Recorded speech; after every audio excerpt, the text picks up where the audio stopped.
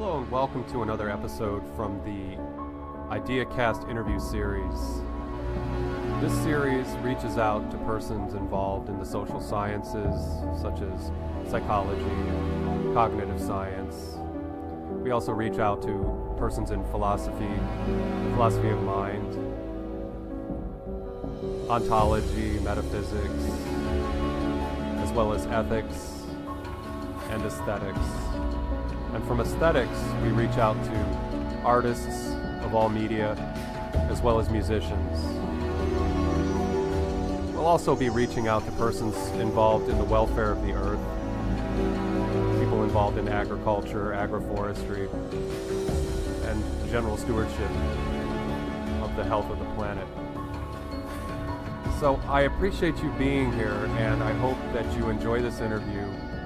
I would ask that if you did enjoy the interview, that you consider subscribing to this YouTube channel, the Idea Cast series, as well as reaching out to me in Twitter. You can join my Twitter account. Also, I have a Facebook group called Illumine Life Hub, and in there you will learn more about illuminelife.org, which is a website I created. At the moment, it is a subscription website. However, I do plan to make it free someday. But right now, I need to recoup my costs and pay the rent. So I appreciate if you would give that a look as well. You can try it free for a week. And within that website, there's over 50 hours of exercises that you can engage with that work on what I call transformation support. And rather than my asking you to pay money to Patreon or some other means of crowdfunding, I am offering those 50 hours of exercises in exchange for the subscription rate. So I thank you very much in advance for considering that. So I invite you to explore meaning, reason, sense-making, both the shadow and the light of our being, and a number of other matters as we continue on this journey of inquiry through the Idea Cast interview series. Thank you, and I hope you enjoy this next interview.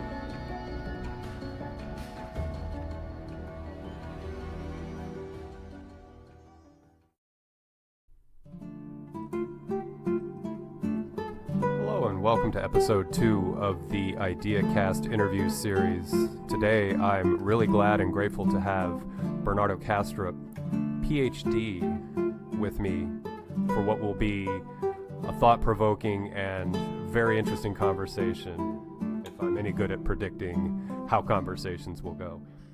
Let me introduce Bernardo. He is the holder of 2 PhDs. The first that he received was in computer engineering, specifically in reconfigurable computing and artificial intelligence.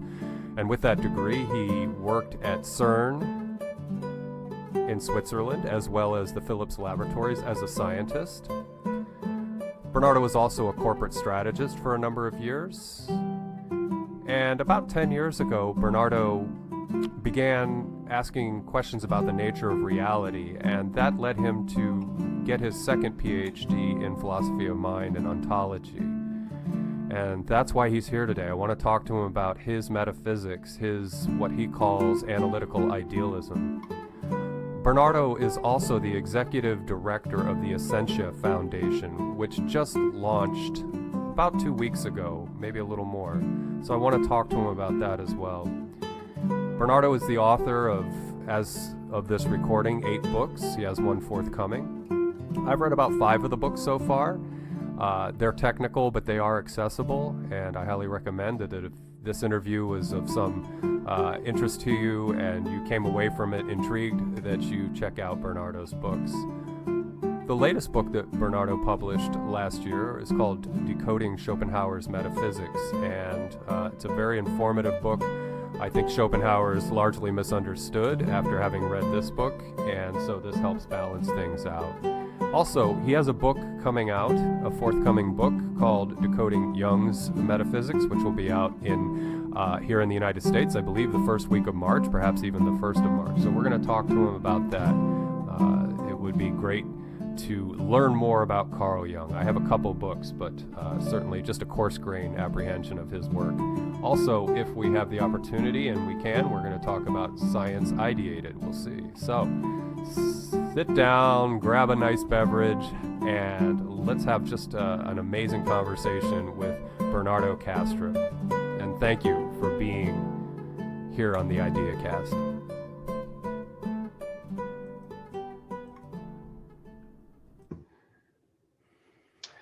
And we have Bernardo Kastrup on this second episode of the Idea Cast interview series. And so glad to have you on board, Bernardo. Thank you very much for coming. Pleasure to speak to you, Justin. Yeah.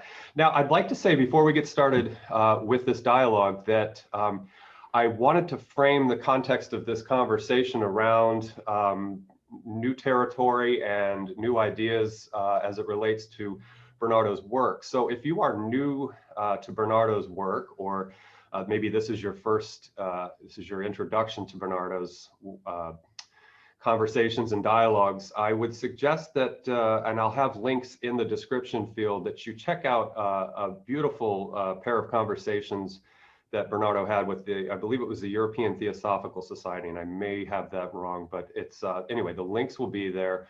It really outlines his argument against physicalism and metaphysical materialism, as well as laying out a good groundwork for his own metaphysics, his own ontological foundations. So I will have, again, those links down there. I also have a link to his website. There's a lot of good essays and blogs in there, a lot of conversation with people who follow Bernardo. So that's a really good way for you to get acquainted with his work. This interview is going to be geared more for people who have been following Bernardo over the years, and he has quite a number of years under his belt with this work and these projects that he's on. Speaking of projects, I'd like to go ahead, and now that I've set that aside or done that, I'd like to go ahead and open things up with asking you about the Essentia Foundation, Bernardo. That's just been launched, I believe, was it the 24th of January? Correct. We just launched. It's basically an effort to reverse what seems to be an unjustified but very prevalent assumption in our society, and that assumption is that the idea that the world is essentially material, that reality is essentially material, is associated with science and reason. And the idea that it's all one consciousness at the bottom level tends to be associated with spirituality, meditation, subjective avenues of self-inquiry, and not with reason and objective evidence. So what Essentia is trying to do is to let people know that this assumption is incorrect. The main arguments today for idealism, for this notion that reality is essentially mental, not in your mind alone, not in my mind alone, but in a boundless transpersonal mind, the main argument line for this today is precisely reason and objective evidence coming from fields as distinct as neuroscience of consciousness and foundations of physics. So Essentia Foundation will try to share this understanding with the broader public, because right now it's an understanding that only very specialist circles and intellectual levels are aware of. Yeah, it does seem to be ensconced in sort of the echelons of academia and intelligentsia. And so on that note, what do you see Essentia's role in terms of, and you basically hinted at it, but what does it look like for Essentia to sort of democratize the information, to make it more accessible to folks like myself who are not in academia, who are not necessarily intellectuals and bright enough to probably understand what you're doing, but how does that going to play out with Essentia in terms of sort of a public relations agency? So we'll be trying to use all the tools that communications technologies offer us. For instance, we are making films using the best knowledge in digital film production today to make some of these apparently esoteric ideas accessible to people. For instance, we've identified the work of physicist Marcus Miller from the Austrian Academy of Sciences as extremely relevant for idealism because it points very explicitly and directly and unambiguously to it. But that's work from the foundations of physics. It's very hard for lay people to understand. So we try to make that easier through interviews, essays written in a way that's meant for the general public, presentations. We try to ease on the jargon, but we are committed to not misrepresenting the message in our attempt to make it more digestible. In other words, we're not going to dumb it down. We are just going to make it more accessible. That's the attempt, and leveraging every media technology we can put our hands on. Yeah, and in reading from the Essentia website, you also will be very diligent about threshing out the sort of the woo peddling and the pixie dust and some of the other from the other end of the spectrum. You have sort of the neo-atheists and the nihilists and people like that, and then on the other end of the spectrum, you're kind of sandwiched in with the folks who haven't been doing much good for the cause, but not malfeasantly, just sort of misfeasantly, giving ammunition for the other side because this is all nonsense and woo. So I think that's an essential part of Essentia. Both sides, even materialism, has stupid argumentation behind it. So this is not exclusively applicable to idealism. Of course, there is a lot of woo that is associated with this idea that, oh, it's all one consciousness and let's all hold hands and sing the kumbaya. There's a lot of that. But on the materialist side, there is a lot of what we call naive materialism. The idea that matter exists in and of itself, has standalone existence in a defined form. Well, we know that that's not the case. Or even more naive and silly ideas like the notion that matter intrinsically has qualities like color, scent, texture. Well, guess what? Not even materialism says that. Materialism denies that outright. The qualities are created by your brain inside your skull. There are no colors in the world out there. There are no melodies in the world out there. It's pure abstraction. So there is this silliness on the other side as well. So we are not out to trash the silliness. We just are not going to promote it. we are not going to touch that. We are going to focus on what we know is plausible, rigorous, and reliable lines of thinking and evidence. Right. And I didn't mean to disparage the New Age community in that sense. I just know that, there's it's on a scale or a spectrum, and so the closer you get maybe to where you all are, like you said, you can clean things up a bit and get the language a little more pure. And you're absolutely right. The materialist dogma is fraught with some crazy notions. I just finished a course on it was minds and machines and philosophy of mind, and they were talking about weak AI and things like that. And so we got into things like Tye's transparency and Nagel and a few others. And so, there was arguments for and against physicalism. Chalmers, of course, was involved in that. And in taking that course, it was so eye-opening to see how far people are willing, like Dennett and people like that, illusionism and denialism and all those different things. So you got your work cut out for you. Absolutely. Now, when the world sort of re-normalizes or we find a normal means of getting together, is Essentia going to be doing conferences and workshops with people to sort of get this back out into the world? Well, I personally don't think the world will ever renormalize in the sense of going back to where we were. And I hope we will not go back to where we were, because that was planet assassination, the way we were going about our lives. So I think it's that if there is any silver lining to this tragedy that this pandemic is, it's perhaps that it has forced us to learn to go about our lives and work without burning so much fuel, without clogging our streets so much, and generally having a healthier, more sustainable way of life. And it's possible through the use of technology. Now, so having made this this disclaimer, when people can travel more freely again, could we do a conference in which people join physically? Absolutely, we could do that. Although I think the online conference we did recently has been very effective. Yeah. The message has come across just as well as if we were sitting around a table, which was the original plan. So, and it also a lot cheaper to do it that way.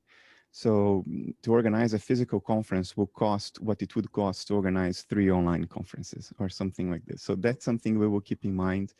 We also don't want to make people, spend jet fuel unnecessarily to come over to Europe.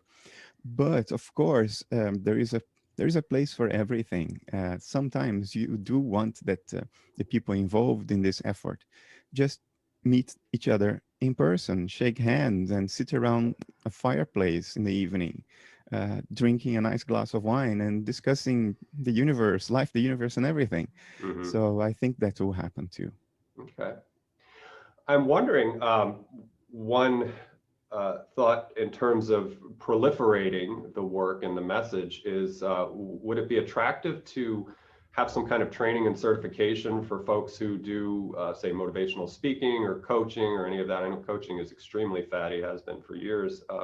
Can you see that being a useful mode or a tool for helping to, without, again, having to have expensive and carbon costly conferences all over the world? Can you see that sort of a decentralizing process through an accredited training program that is Essentia, backed by Essentia? Would that be an effective means of delivering the message?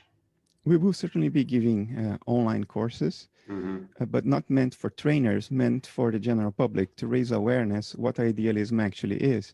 Because unfortunately, a lot of people still think that idealism is the notion that reality is inside your head. Well, guess what? That's not what it is. It's precisely the opposite. It's materialism that says that reality of experience is entirely inside your head. So then we got this the other way around. So we will be offering free training for the general public. Accreditation of coaches and motivational speakers, I don't think so. I don't think we will ever want to associate ourselves with motivational speaking. Not because I have anything against it, but these are different goals. Our goal is to contemplate the most plausible option about what is true, not to motivate people to achieve their goals in life.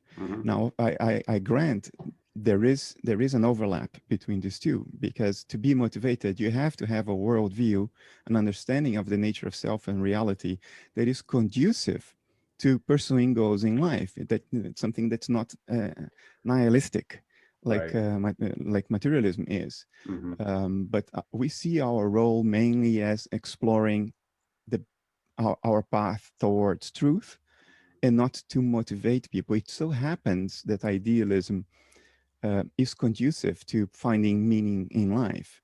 But that's not why we promote it. We promote it because we think it's true.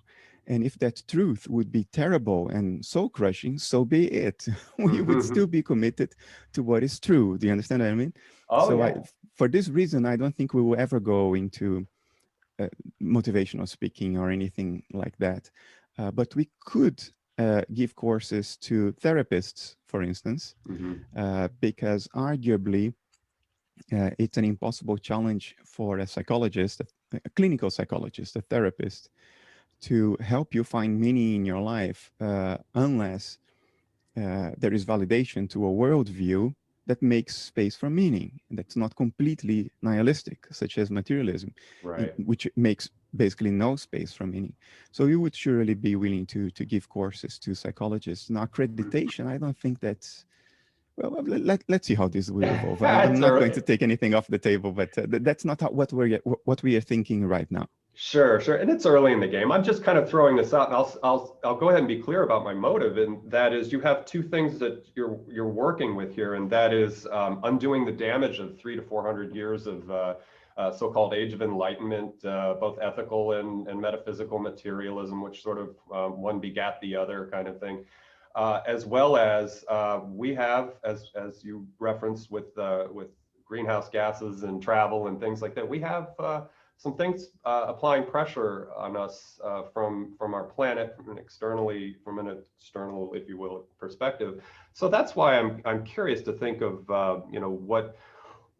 what Essentia will look like down the road in terms of getting this information out, getting it into as many eyes and ears as possible, because again, materialism has that grip on society, and I mentioned ethical materialism. I mean, at the foundation of what motivates us, what gives us this sort of unhealthy, incoherent sense of meaning is to, and you've said this in your conversations with other people, is, acquire, die, and gather up while you can, and there's a lot and of then leave it all behind when you die. Right, and let it rot in a landfill or give it to your children so they can play with it too. But so anyway, that's the motive. That's where I'm coming from when I'm sort of searching you out as far as what does the growth of Essentia look like going down the road. And of course, there's no pressure on you. You just started. But anyway, if I may, Justin, just a quick comment on the Enlightenment. Essentia is not against the whole Enlightenment project. On the contrary, we think that highlighting the role of reason has been very important. Highlighting the role of evidence has been very important.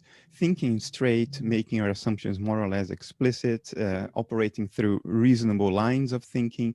These were all very good things of the Enlightenment, but they came associated with a pure piece of speculation, which was the metaphysics of materialism, for which there is no real solid argument line or evidence line for that matter. It's an idea that has been passed down the generations by habit, pure habit, and which had its origins in a dichotomy between science and church, in which both try to carve out a space for themselves.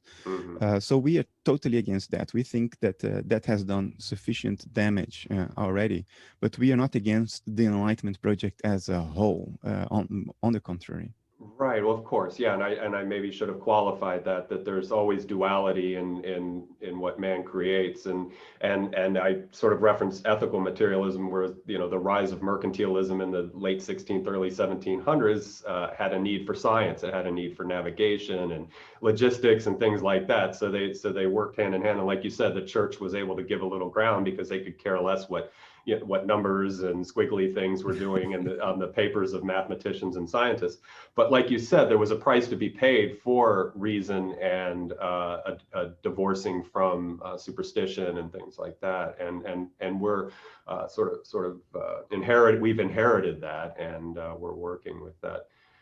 Anyway, well, I'm really encouraged by the fact that you and other extremely qualified, you have Donald Hoffman and Fred Matzers started this, and a lot of Bernard Kars is on the board as well. You got a lot of good thinkers, a lot of good minds. I was looking at the advisory board, so I'm really excited by this, and looking forward to see what comes of it. And I tend to be a little kind of obsessive compulsive. So when I start thinking like 15 stages out, that's just my nature. Yeah, I see something really good and I'm like, oh, what does the growth line look like on this? So, but I see nothing but good coming from this, and look forward. And I will mention to people watching this that if you go to Bernardo's Twitter feed and to the Essentia website, he referenced an online, I guess it's a conference, wasn't it, or was it just a series conference? Online conference. I've watched a couple of the segments from that, and will continue to watch them. So I recommend that you go do that. Again, Essentia Foundation, is it .com? .org. .org. .org. Okay. .org. Okay. All right. So you just released a book last year. Would you like to talk about Schopenhauer a little bit? Yeah, I basically review Arthur Schopenhauer's Metaphysics, which is something for which he is not known. He has become known for his alleged pessimism, for his hate of women, and all the negative aspects of his work, for his aesthetics, and that's a positive aspect. But many people think his metaphysics is just ridiculous and not sustainable and unreasonable and goes against evidence. And they think that because they didn't understand the guy, and they think they did. Modern scholars have this, many of them have this implicit arrogance about their predecessors. They sort of take the high ground and they think they see further than their predecessors. So if they don't understand what their predecessors have written, then they assume that it's because it's nonsense, instead of simply that modern scholars just didn't understand what those guys were saying and that they had reason on their side. So my book tries to remedy this situation and explain what Schopenhauer meant. And now I'm being a little arrogant, but if you read my book, I make a case for that. What Schopenhauer meant to say, and actually said very clearly, it's a bit appalling that modern scholars don't get it. It was very reasonable, very clear, very compelling, and then overall a better explanation for the facts of existence than the abstractions of materialism. So I try to make that clear in the book. It's a very short book, in contrast with Schopenhauer's magnum opus, The World as Will and Representation, which has like 1,200 pages written in tiny fonts and very little line space. Torture. Because he repeats himself so much. He's so eager to make clear to people what he's trying to say, that he uses different metaphors for the same thing. He writes the same thing in multiple different ways. And yet he has been misunderstood for 2 centuries, which is what really hurts. It's really, anyway. So I try to condense that in like 140 pages in normal font size, just giving an overview of the key points of his argument and how it all comes together, and how even today's analytic philosophy and science actually reinforce his argument instead of contradicting it. I think Schopenhauer's metaphysics is outright correct. He saw it, he got it, and we have had that available in the canon of Western philosophy for over 2 centuries, and yet we've missed it. We don't see it, and that's a tragedy. And I threw in my 2 cents now. I did what I could to try to repair this tragedy. And when I first got the book, I like to think I'm a skeptic, and by skeptic I mean a person who inquires and wants to know what we can about something. And so I've looked around in the literature and even things on YouTube about Schopenhauer, and I think what you wrote is backed up and confirmed by others. And yes, there was some sloppy mistreatment. I've heard him called a nihilist. I've seen anti-natalists embracing his language. So I mean, he can get stretched and pulled in a lot of different directions. It's not unique to him, right. Justin. I mean, look at what has been done to Nietzsche. Yeah. Oh, yeah. And what his sister did for the National Socialist Party. But in having done that, though, I feel really confident that what you put forward is a very honest perspective and a very fair treatment of his work. Because, like you said, and I like the fact that he's labeled as a pessimist, because the way I look at his work is it was a critique of, again, going back to the Age of Enlightenment. He was in that sort of emergent upswing of science and reason, and he saw what Europe was turning into, and people falling back on decadence and what Kierkegaard called the aesthetic, which is a very broad context of the aesthetic, and we can get to that later, but just that form of aesthetic, unlike Schopenhauer's aesthetic. And so, in other words, indulgence and taking in the sort of after thoughts of the nihilist materialist perspective of live now and rejoice and drink and dance and all these things. And we are going to die. There's no meaning anyway. I think that appalled Schopenhauer, and so he just kind of turned the screws on that and said, "Listen, this is the wrong path." And also in reading about Schopenhauer, I guess at an early age he was exposed to things like Buddhism and Advaita Vedanta, and so he was carrying that around in him for quite some time, and I think that shows up in his work as well.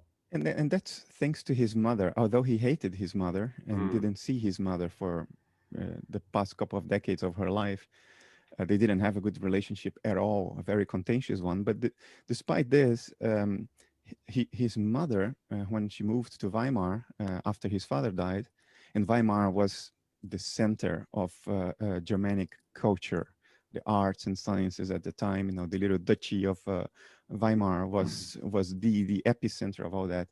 And his mother started a sort of philosophical cafe in her house and invited the greatest thinkers of the time, who all happened to live in and around Weimar and Vienna.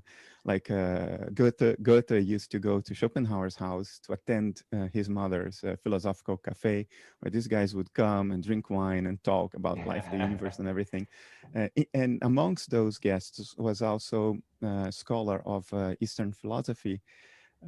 So he got to know these people very early. He even cooperated with Goethe in the latter's color theory, which was an alternative to Newton's, and turned out to be completely wrong. But he worked with the great Goethe, probably one of the three top men in Europe, in the entire history of Europe, in arts and sciences. So yeah, he had it from the beginning going for him. Yeah, that's a great influence. And it's funny, I just heard a quote from Goethe the other day that would tie in with Schopenhauer's alleged pessimism, and that was that the worst nightmare is a long, long row of bright and sunny days, which you can unpack and think, oh, okay, and that lends itself to Schopenhauer's thinking, and Schopenhauer sort of establishes that, hey, listen, life is suffering, and what you do with that is your choice, and you can sort of transcend that suffering, and as I like to say, you can be a kind of grace in the storm in that suffering, and I think that's one of the key takeaways in Schopenhauer's work, is to see beyond what we're handed in life. Absolutely, he realized that if you just continues to try and appease and satisfy your personal will, your little desires. I want that girl, I want that car, that pair of shoes, to put it in modern language. You will never end this process, because every time you satisfy a desire, it becomes past, and then there is the next desire. So you are never really satisfied, and the longer you play this game, the shorter the time, the small amount of time of satisfaction that you get after achieving the realization of a desire. And he saw through that. He saw that if you go down that path, you're never going to get anywhere. It's like hunting ghosts. Once you catch the ghost, your hands just pass through the ghost. It's thin air. There was nothing there to begin with. It was all an illusion. So he saw through that, and he tried to find the answer to the question, okay, if that's the case, what then?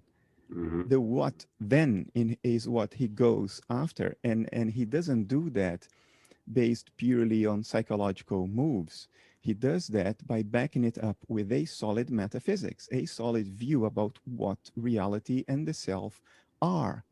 And so he builds his ethical philosophy on top of very solid metaphysical foundations. And this makes him somebody to be taken a lot more seriously than those who approach the same question merely from a psychological perspective, because there is always something dissatisfying about guiding your life purely based on psychological principles, because ultimately we don't want to know just what we like.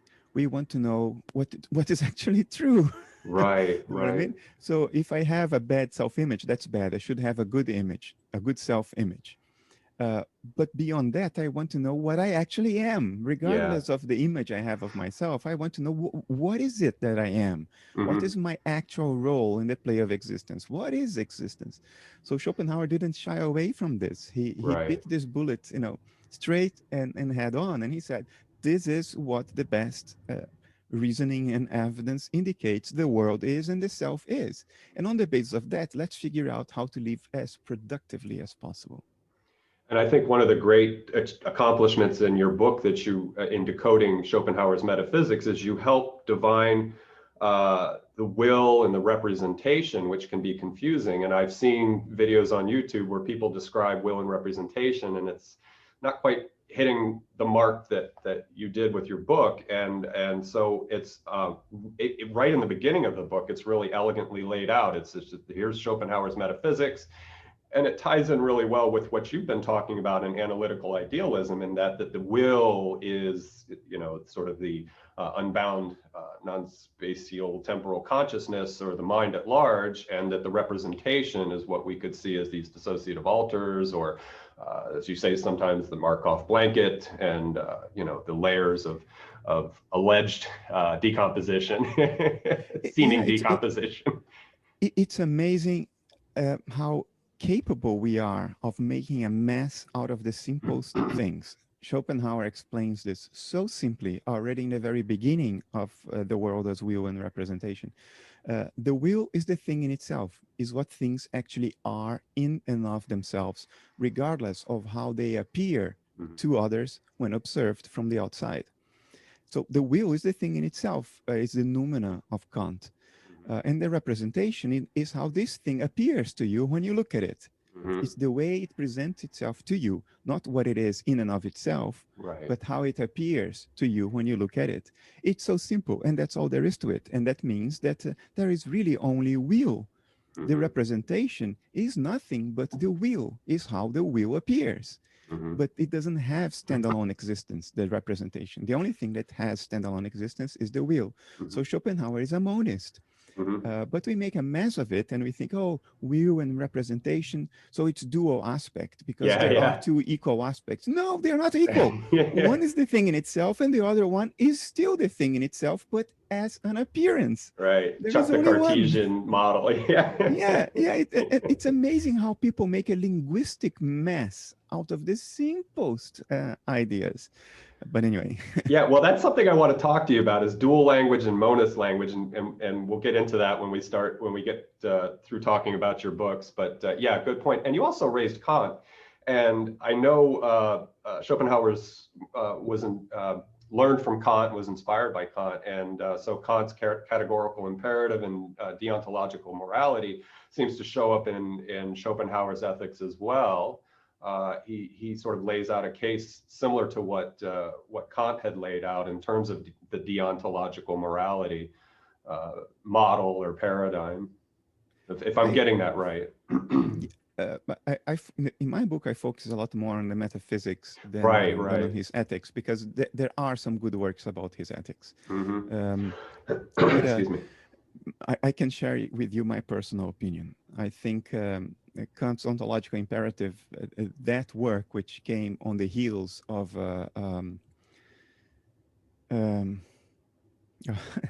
somehow the name of his most famous book dropped off my head right now. He's got so many. I don't blame you. I couldn't tell you.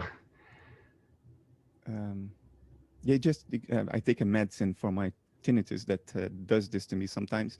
Things I have known for 40 years just drop off my mind, and then I come back 5 minutes later. That's all right. You're in good company. But anyway, Kant's work that came on the heel of his main metaphysical work, in which he talks about phenomena and noumena, and why they are distinct, and how we can never have access to the noumena directly. We are restricted to the phenomena.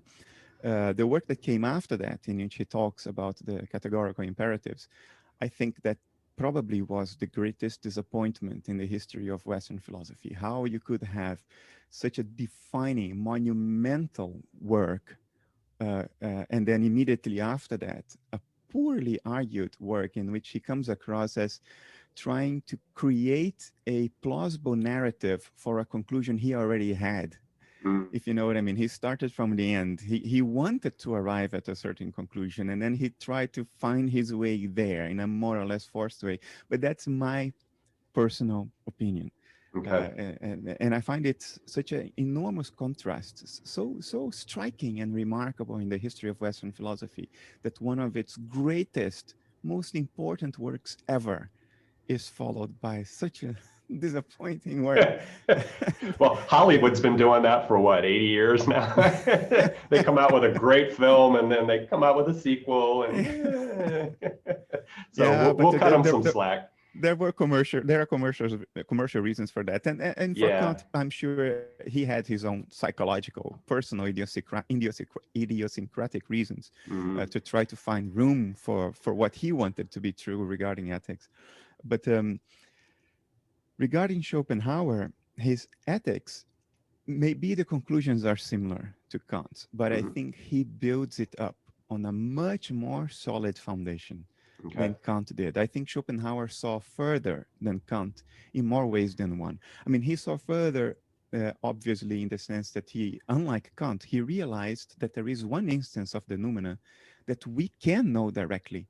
There is one thing in itself that we can know directly without representation, without appearances. And that thing is we. Hmm. You can know yourself directly. If you had no eyes to look into a mirror, there would still be something it is like to be you. You Hmm. would know your inner life. And that's what Schopenhauer saw, and Kant didn't, because Kant said, the noumena are transcendent, they can never be known. And Schopenhauer said, hey, my noumena is not Hmm. transcendent, it is me. I know it by virtue of being it, as opposed to by virtue of looking at it. When it comes to me, I know by being, not by observing. And then he extrapolated that because he thought, if I know that from within I am will, in other words, I am desire, fear, all the things that move us from within. And from the outside, my inner life appears as matter, and the atoms and force fields composing my body. And I know that the rest of the universe is also made of matter. Then I can extrapolate and say, well, then the thing in itself that appears to me as matter is always will. In Hmm. my case, I know that directly. And in the other case, I can extrapolate because both me and the rest of the universe, when observed from the outside, look like matter. Therefore, matter is the external appearance of the inner will. In other Hmm. words, of conscious inner life. Hmm. And this observation was defining. It's what allowed Schopenhauer to take a giant step beyond Kant, although he was standing on the shoulders of Kant. But Right. standing from there, he took a major step that Kant completely failed to make. Hmm. And then built his ethics on this more solid foundation as well. Right, right. And what you were just saying, I was reading about Schopenhauer's take on individuation, and it almost sounds similar to what you were just describing in a sense that space and that objects in space and time, in order to have the actualization or creation of a multiplicity, that agency is formed out of space and time. There was something in his take on individuation that sort of resonates Yes, with what you were just saying. yeah, the principium individuationis, the Yes, principle of individuation. not to be confused with Um, Young's, which we'll get to in a moment. they mean completely different things Yes, by yes, this word. exactly. So for Schopenhauer, the principle of individuation is space and time, and the reason is he says we can only distinguish one thing from another in the context of space and time. In other words, one thing is different from another when they occupy either a different position in space or they exist at different moments in time. So two Volkswagen Passats from the same year, make, and model. Uh, Although they are identical, you can still distinguish them because one occupies a space different from the other, Okay. or one occupies the same space as the other, but in different points in time. So Schopenhauer said it's space and time that allows us to distinguish things and Hmm. say that they are different things. Without space and time, they would overlap, so to say, and you wouldn't be able to tell them apart because there is no framework of space and time in which you could pull them apart. Um, and then the next step in this line of reasoning was, together with Kant, he says, space and time are modes of cognition. They have no objective existence as some kind of scaffolding of existence out there.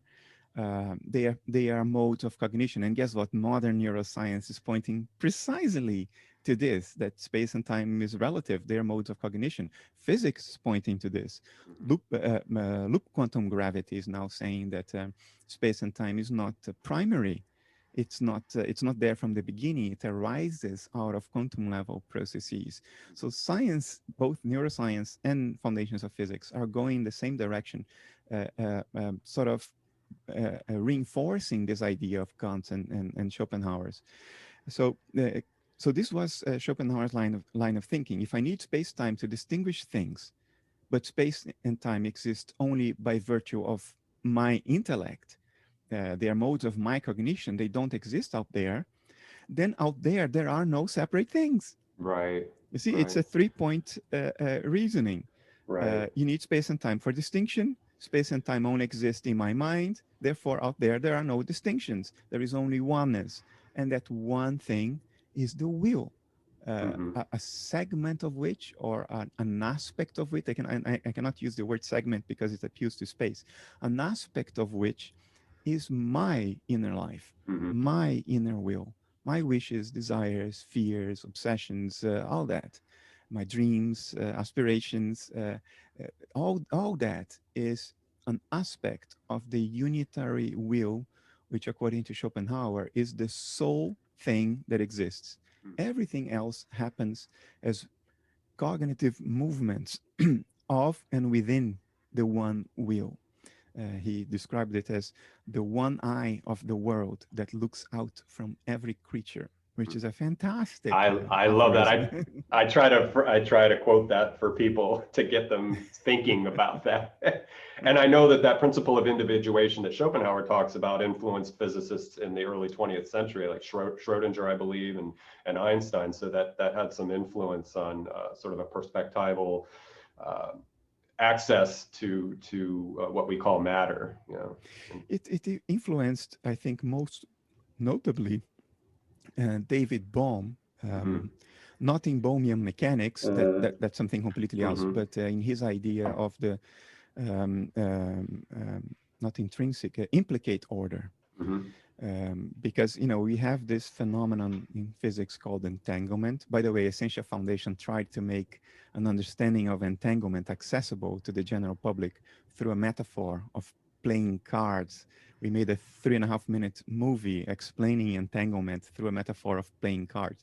I personally think, and I'm proud of that, I personally think that that's the best metaphor for entanglement because it is so rigorous. Mm-hmm. It really matches one-to-one to entanglement in a way that people can understand. But anyway, I digress. Entanglement shows this weird behavior in which bits of matter that are separated by enormous distances behave in a way that cannot be separated. In other words, you cannot predict the behavior of one without knowing the behavior of the other, and the other way around. So although they are separate in space and time, they behave as a unity. That's what quantum entanglement shows, that matter behaves as units, even when bits are completely separated from Right. one another. And David Bohm tried to explain it by saying that there are no separate bits of matter, that there is an implicate order behind all matter, and that implicate order is one. And what seems to be different particles are in fact different camera angles of the same thing in action. For Mm-hmm. instance, when you're watching a football match and you have multiple camera angles covering the match around the stadium, so you can flip from one camera angle to the other and you get a completely different image. Mm-hmm.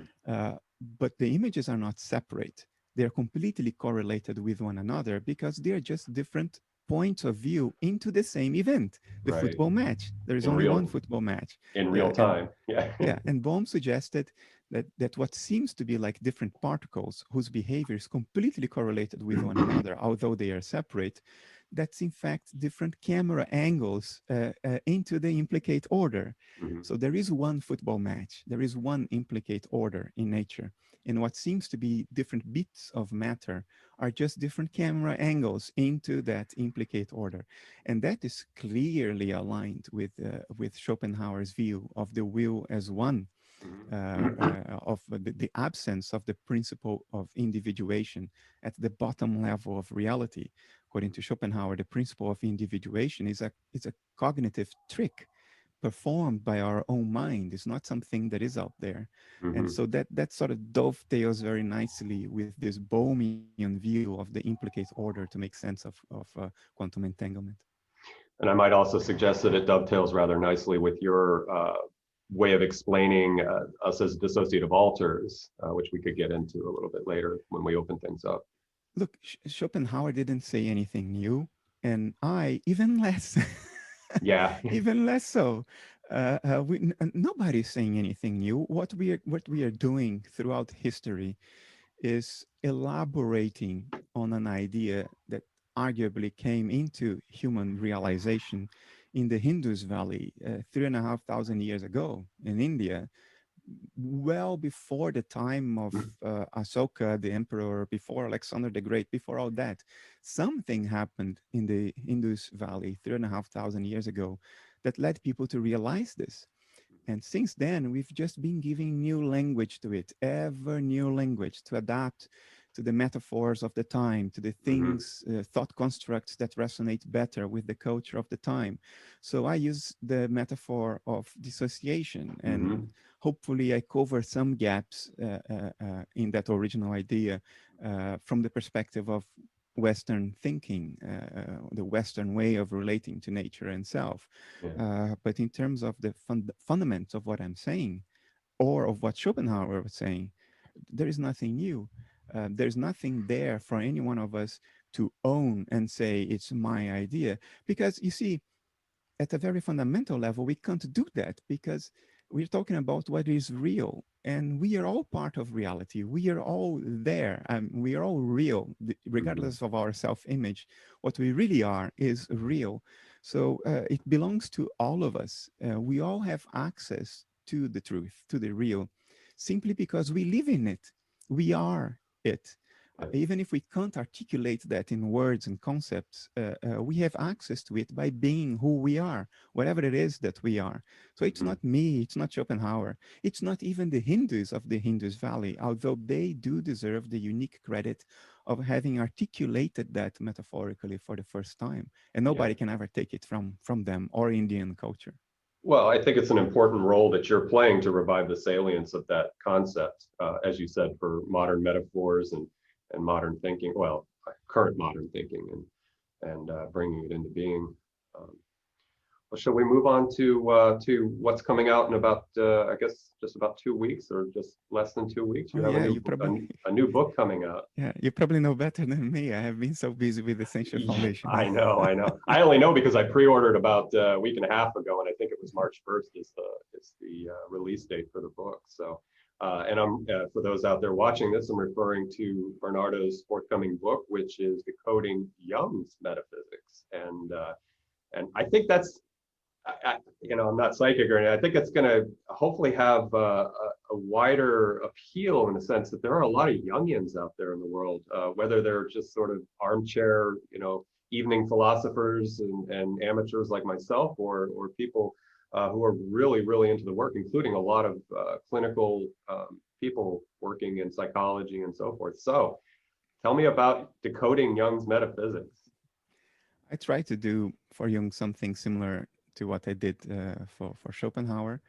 Um, um, Although it's very different. The way of going about it is very different than Schopenhauer, and the reason is Schopenhauer tried to communicate explicitly a certain metaphysics, and it was his metaphysics. That's Mm-hmm. how he was communicating it. This is my metaphysics. Let me try to explain to you what I think is the fundamental nature of reality. Now, Jung didn't do it that way. Jung actually, in many instances, he tried to distance himself from the image of being a philosopher. He Mm-hmm. outright claimed, I am no philosopher. I am a scientist. I am a psychologist. Uh-huh. So, by nature, he philosophized. And actually, he admits to that also in several passages. He said, yeah, I try to distance myself, but I know I'm really a philosopher.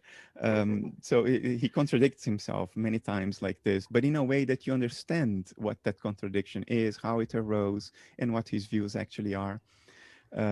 But in the process of developing his psychology, he always had to grapple with metaphysical questions. When he had his that period in his life between 1912 and about 1918, 19, his what he called his confrontation with the unconscious, when he almost became psychically ill, he almost became schizophrenic Mm-hmm. by his own admission. he wrote, I think I was doing a little schizophrenia, Mm. he said. And that was when all the raw material for his psychology emerged out of his mind in the form of visions that were overpowering. And that's why the allusion to schizophrenia, overpowering visions that seized him for years. And of course, that was psychology, because it tested with the dynamics of his mind, but it was also metaphysical. What was the nature of these gripping visions that could completely alter his sense of reality? And so he had to grapple with this basic metaphysical and philosophical questions from very early on, and he had a background in philosophy. I mean, Jung read Kant and Schopenhauer when he was 15. He started pretty early. Yeah. He was a very lonely teenager, and he would seek refuge in the books in his father's library. Mm. Um, so throughout his career, throughout his writings, although often you see an attempt to distance himself from philosophy, equally often you see a failure to do that. Equally often you see that he actually is swimming in metaphysical waters all the time in the way he explains things, in the way he talks about things. And it's very clear that underlying all his psychology, there is a philosophical foundation. It shines through repeatedly across works, across the decades, particularly from 1930 on until his death in 1961. So the last 30 years of his life were very, very metaphysical.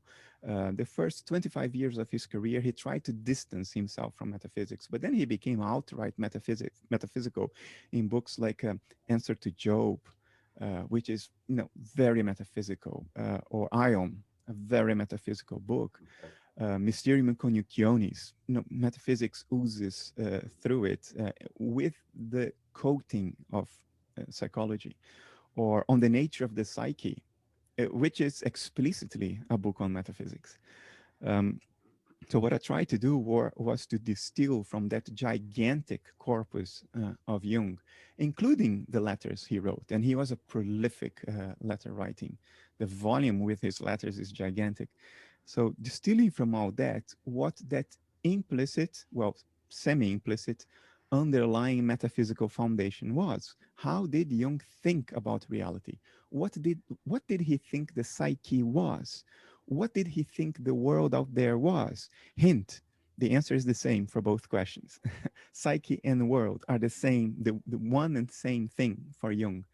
And his metaphysics dovetails very nicely with Schopenhauer if you're able to discern and distill from his psychological writing what his metaphysical assumptions and thought lines, in fact, were.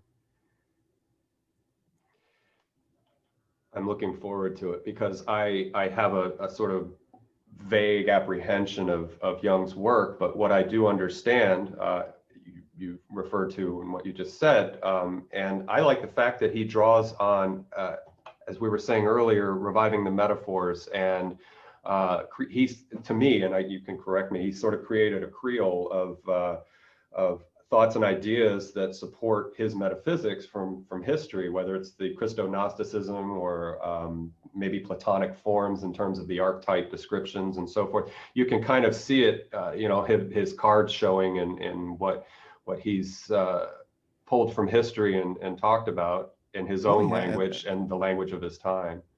absolutely. And you can see his cards showing uh, uh, in how to say, he tries to veil his philosophy, his metaphysics in his psychological writings, but it's a very transparent veil. Mm-hmm. When he's paying attention and trying to be careful, he avoids it. The problem is he was a very intuitive writer, so almost as often he is not paying attention, he's not being careful, and then he just lets you see what he's actually thinking, what his Right. metaphysical thinking is.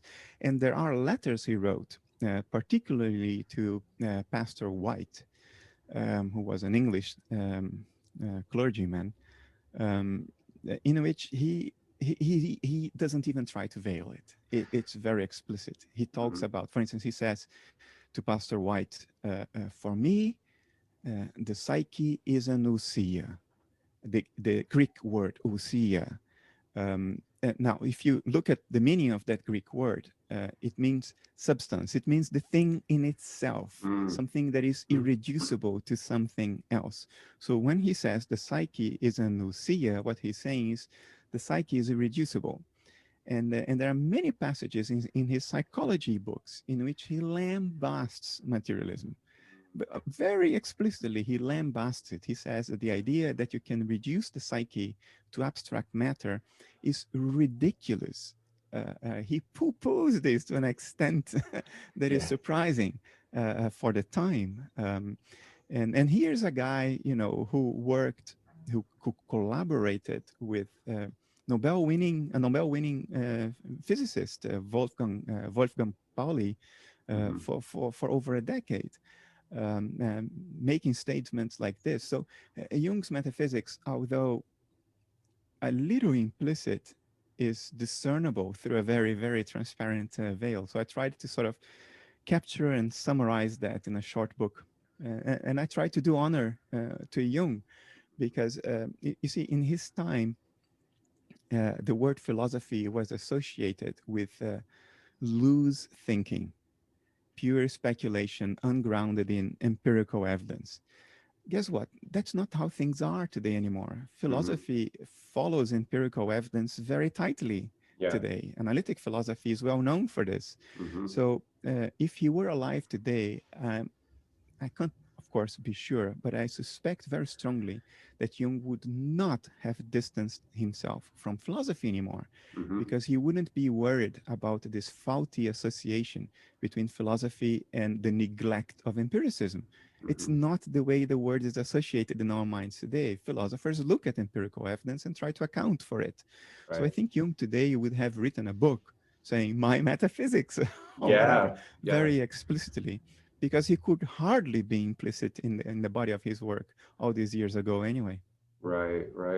And to open up the term psyche, which is a sort of an amalgam of the conscious and unconscious, and he referred to the collective conscious and unconscious, which in other interviews I've heard you sort of straighten that unconscious part out, but that sort of points in the direction of a monist idealist perspective, is to say that there is the collective, we'll call it that. Yes. For Jung, there was only the psyche. Not the personal psyche, but there was only the collective psyche, of which we are segments or dissociated complexes. But you touched on a very, very critical point. Jung's and Freud's use of the word unconscious does not mean what analytic philosophy today would qualify as the absence of consciousness. They meant something totally different. And the reason is the ambiguity of the word consciousness. Many neuroscientists, even today, mean by the word consciousness what is more accurately called a meta-consciousness. In other words, you don't only experience, you know that you experience. And this is metacognition. You can cognize your own cognition and recognize that you cognize. When you do that consciously, then we speak of meta-consciousness. In other words, there is experience and there is also the knowledge that you are experiencing. So many neuroscientists today use the word consciousness in this sense. It requires this higher order mental function called metacognition, or explicit introspection is another way to refer to it, or self-reflection. It's another way to refer to it. But what philosophers mean by consciousness usually is phenomenal consciousness. It does not require these higher order mental functions. It does not require self-reflection. It does not require metacognition. If there is experience, there is consciousness, period. So for instance, my cat, who was sitting here next to me, my cat is conscious. There's a cat for reference. My producer. You want to look into the camera. No, mine was sitting here. He has his the bed. That's a nice bed there. Sorry, I put it in there for him because he demands to be next to me all the time. Right. But I have no doubt my cat is conscious in the sense that my cat experiences, but he doesn't articulate the thought, I am experiencing. Reporting So my that. cat is, yeah, my cat is not meta-conscious. Right. Now, what Jung and Freud meant by the unconscious was this lack of introspective metacognition. So if you couldn't report to yourself, I am having an experience, then that experience is unconscious. But it is still an experience in the sense of being phenomenal. It is a phenomenal process. In other words, it is subjective. It is experienced qualitatively, but you cannot introspect and find it at a metacognitive level. So you can report to yourself and your therapist, I am conscious of that, or I am having that experience. So to make this distinction between what is conscious only and what is conscious and meta-conscious, the things that you know that you experience, they created the word unconscious for the former and reserved the word consciousness for the latter. But today, we would say both are conscious.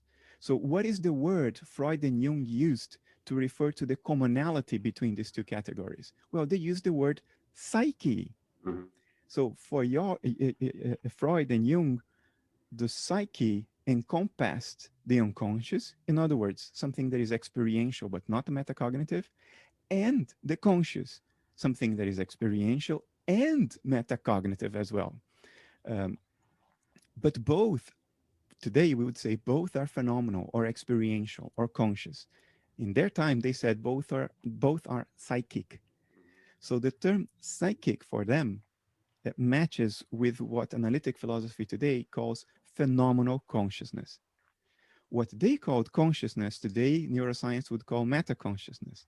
And what they called the unconscious, we would call today phenomenal consciousness lacking metacognition or lacking self-reflection or lacking explicit introspection. Mm-hmm. So if I use the word consciousness in the meaning we attribute to it in philosophy, in other words, phenomenal consciousness, then under Freud and Jung, there is no unconscious. Mm-hmm. You see what I mean? Yeah. Although they used the word unconscious, they meant something else by it.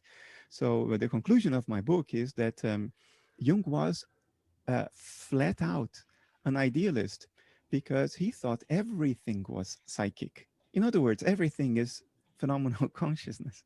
Okay.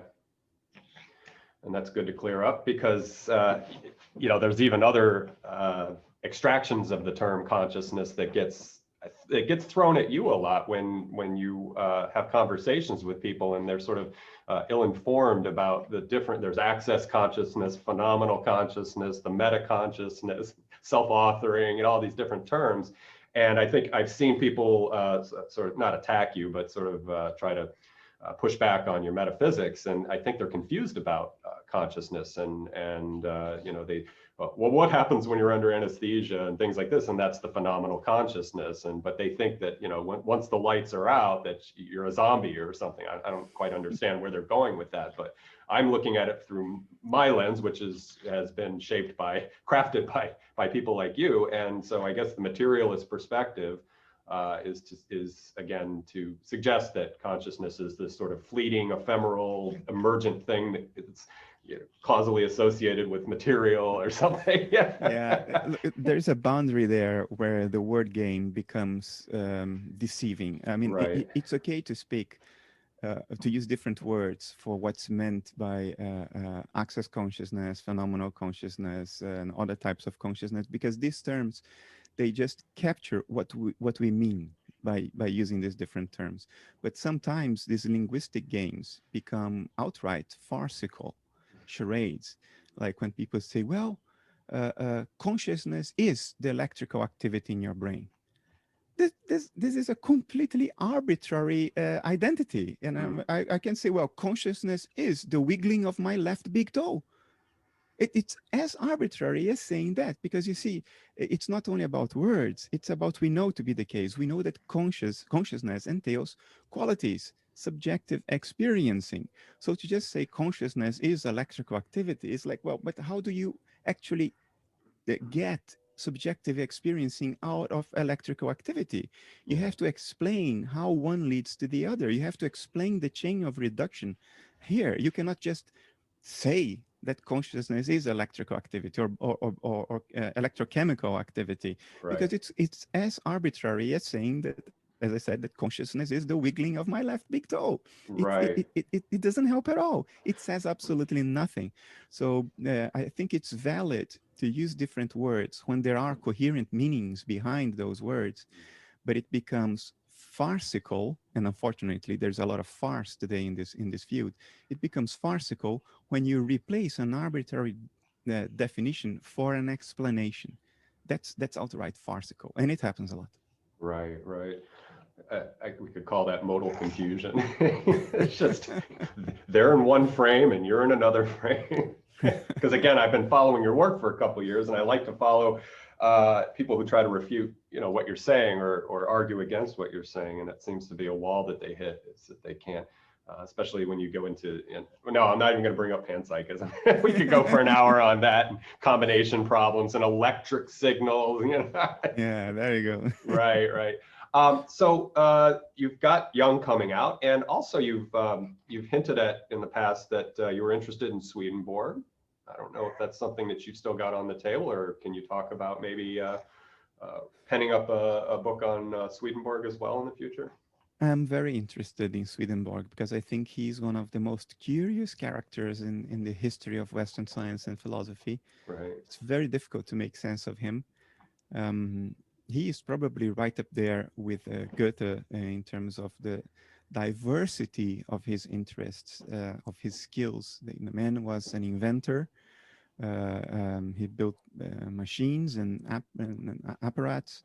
He was a scientist, and he was a religious philosopher, so to say, exploring metaphysics through visionary experience.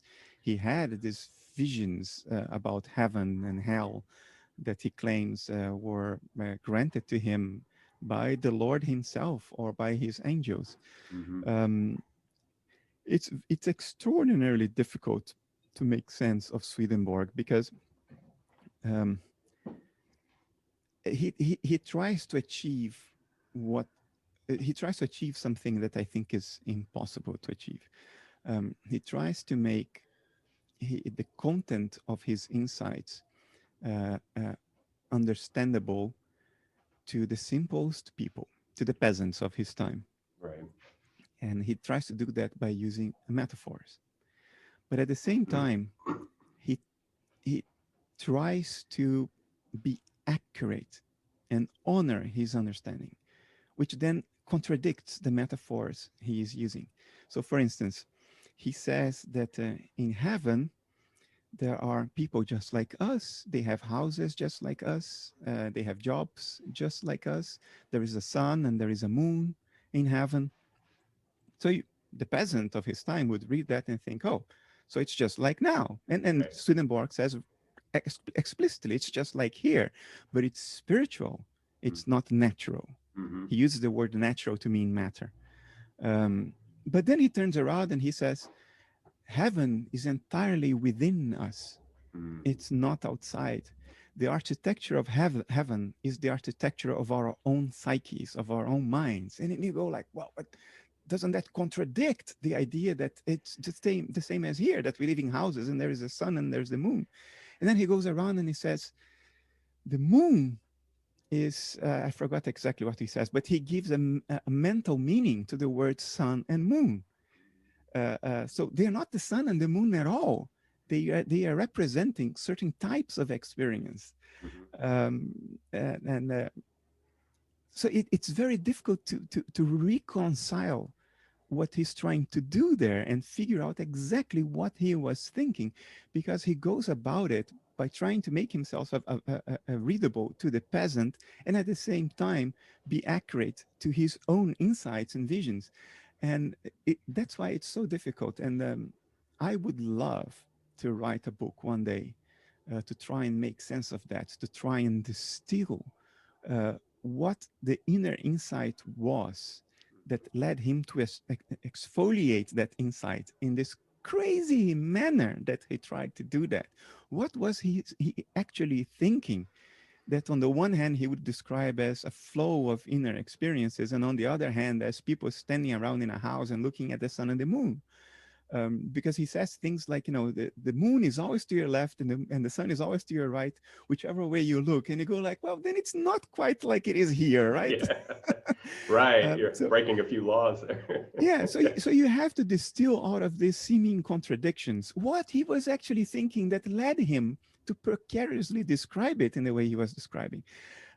I don't know whether I will ever make sense of that myself. And if I don't, I will not write a book. Sure. Because then I have nothing to contribute. I've made sense of a couple of things. Like I understand now what he means when he says the geographical architecture of heaven is the psychological architecture of our own minds. I understand that now, and I can explain that very explicitly and unambiguously why he said it. But there are a bunch of other things that I cannot still wrap my mind around.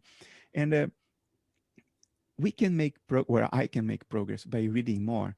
The problem is that Swedenborg wrote a ridiculously amount of words, a ridiculous amount of words. I mean, Jung's corpus occupies 20 thick volumes. I have read it 3 or 4 times in my life, all of them. Well, not all of them 3 or 4 times, but at least once or twice, each one of them. You've covered the terrain. And you might think, wow, that was quite an effort, and it was, but it becomes nothing compared to what Swedenborg wrote. Okay. Swedenborg wrote extraordinarily prolifically. So I don't know whether I can finish this task in my lifetime, because I have to read more, because you have to compare segments in which he's saying the same thing in different places to try to distill what the commonality is, to try to distill what he was thinking when he wrote that. And there is so much to read. And sometimes you read the next version of something you already read before, and instead of helping you solve the problem, it makes you more confused, because your tentative explanation for what was happening before now is invalidated by, oh my gosh. by, you know what I mean? Yeah. So look, if before the end of my days, I write a book on Schopenhauer, that would be an achievement I would be proud of. I should say it's, yeah. Would there be others that might be more feasible for you to write an essay on? Sure. There would be Spinoza, who I love, and love to write a book about him. And there are many. Far from me to compare myself to Spinoza. So that's not my intent in saying what I'm about to say. But there are parallels to him and me that makes him feel a more intimate presence in my life. Like he was a Dutchman living in the Netherlands. Oh, that's me. But he had Portuguese origins. Well, I have half Portuguese origins, Right. My mother's side of the family was Portuguese. And he was a philosopher. So there are these parallels, and I kind of visited his house, and so he's a figure very close to me intellectually, and even in terms of his background and the places he saw and experienced during his life. It's right here, it's around where I am right now. Sure. But I haven't done it because unlike Jung and Schopenhauer, there are good works making sense of his metaphysics, of Spinoza's metaphysics. Some better than others, some confused, others less. But I don't think today I would be able to write I would be able to communicate a new insight. And if I don't have the sense, then I will not write it either. I will not write something that has already, somebody has already made sense of it. Right. So that's why I still focus more on Swedenborg, but with the passage of time, I become more and more cognizant of the monumental scale of that task. So I no longer tell people that I will do it. You asked me directly, so I'm giving you the true answer. But if people don't ask me, I don't talk about Swedenborg anymore, because I don't want to create an expectation about that. Now that I know the scale, the monumental scale of that challenge. Yeah. No, it sounds like it's a bit too much to try to, especially with the things that you're doing that might have a greater impact on the species. And what I would say, Justin, is, and I think that it's very important that this be said. Swedenborg is very often dismissed as a crazy man who Hmm. had crazy visions and wrote nonsense. He was a serious and respected scientist for most of his early life until his 40s, early 50s. And then he went nuts and started writing about God, demons, angels, heaven and hell. Right. That's the default mainstream perspective on Swedenborg. He was Hmm. very intelligent and then he went nuts. So Yeah. you can dismiss everything he wrote after he Right. went nuts. Right. That's not my perspective at all. I discern, it's not clear yet to me what his thinking exactly was, but I discern nuance, subtlety, and deep care about constructing metaphors for something that is eminently plausible. He didn't just go nuts. He was just trying to make his work accessible to the peasants of his time, even though he write in Latin? I think he wrote in Latin, which sort of contradicts this goal. But anyway, Yeah. he clearly was attempting to do that. And that's why he gets across as crazy, because he uses metaphors without telling you that it's a metaphor. He just Mm-hmm. says that's how heaven is. But I've read enough to know that no, he didn't go crazy. There is a very nuanced, very subtle, very intelligent attempt to make some ineffable insights, literally ineffable, in other words, things that you can't put words on, to make those ineffable insights available to the simplest of people. Swedenborg cared deeply for the simple people.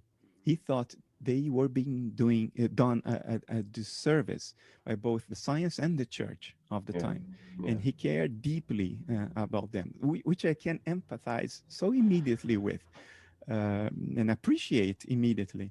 Uh, so he was not crazy. I don't dismiss at all what he said. Even the great Kant, who said Swedenborg was crazy, he had second thoughts about this. Once Swedenborg was able to accurately predict or accurately report while he was in another country that the building next to where he lived in Sweden was on fire at a certain date. Mhm. And this is something nobody of the time could dismiss, because he was in another country, he was with other people, and he told the other people when he was having that vision, there's a building in my street, it's on fire, and I'm afraid it will come to my house. This is documented, people wrote about it, and guess what? A week later, when they could verify the fact, there was no internet or telephone Right. at Right. the time. Google Uh, Earth. yeah, it turned Satellite. out that there was a fire exactly where he said it was happening Right. and exactly at the time he said it was happening. So Kant got wind of that. And Kant himself, the great Kant, said, well, yeah, that he's crazy, but he can't be dismissed. Mhm. So I am a step further, if I can put it that way, Kant, in the sense that I don't even say that he was crazy, although I can't quite understand yet what he was trying to say. Right. Well, the man was a polymath, so maybe the complexity of his metaphors and his perspective of those metaphors might be unreachable or untenable to us. I don't Uh, know. yeah, that's what I'm afraid of. Yeah, at least Yeah. unreachable to me. Maybe I'm sure there are smarter people who could do that if they dedicated themselves to it. But I think in this case, I'm flirting with my own intellectual limits. Yeah. Well, has the Swedenborg Foundation done anything to try to perhaps decipher or decode or unveil some of? Um, they don't interpret Okay. a lot of the work they do, and I think it's extraordinarily important work, is a retranslation Hmm. from the Latin in Okay. English. And it's very important that they did that. I think the retranslation does more justice to the original. It follows the original more closely, and it dispenses with the language embellishments that just make his work unreadable. So it's a very straightforward English in which it's written, and it follows the original more closely. And that's the so-called New Century edition of Okay. Swedenborg's work. It's an incomplete project because Swedenborg wrote so much. It's difficult to read, let alone translate. So it's work in progress, but I would consider that work by the Swedenborg Foundation invaluable. It's you cannot put a price on that. It's a contribution that one day will be recognized as crucial to the Western canon. It's not recognized as such yet, because again, the mainstream view is that Swedenborg just went nuts. He became crazy later in life. But once we get rid of this stigma, silly, gross view of things, unsophisticated view of things, or naive even. If we get past that, we'll be able to recognize the crucial value of the New Centuries edition of his works done by the Swedenborg Foundation. So I applaud that and their efforts to help people at least hear of Swedenborg and become curious about him and go have a look at what he wrote. I think there is tremendous wisdom there hidden right beneath the surface. And I seem not to be able to discern it, but I have my own intellectual limits. I'm sure other people will be able to grasp it intuitively in a way that I can't. Well, we'll have faith that somebody might come along and be able to do that work, and so we'll put you down as a possibly maybe on Swedenborg and perhaps Spinoza. And I might add with Spinoza that in terms of parallels with you, he was excommunicated from the synagogue for heretical thoughts. And in the early days of your work, I think you mentioned this in the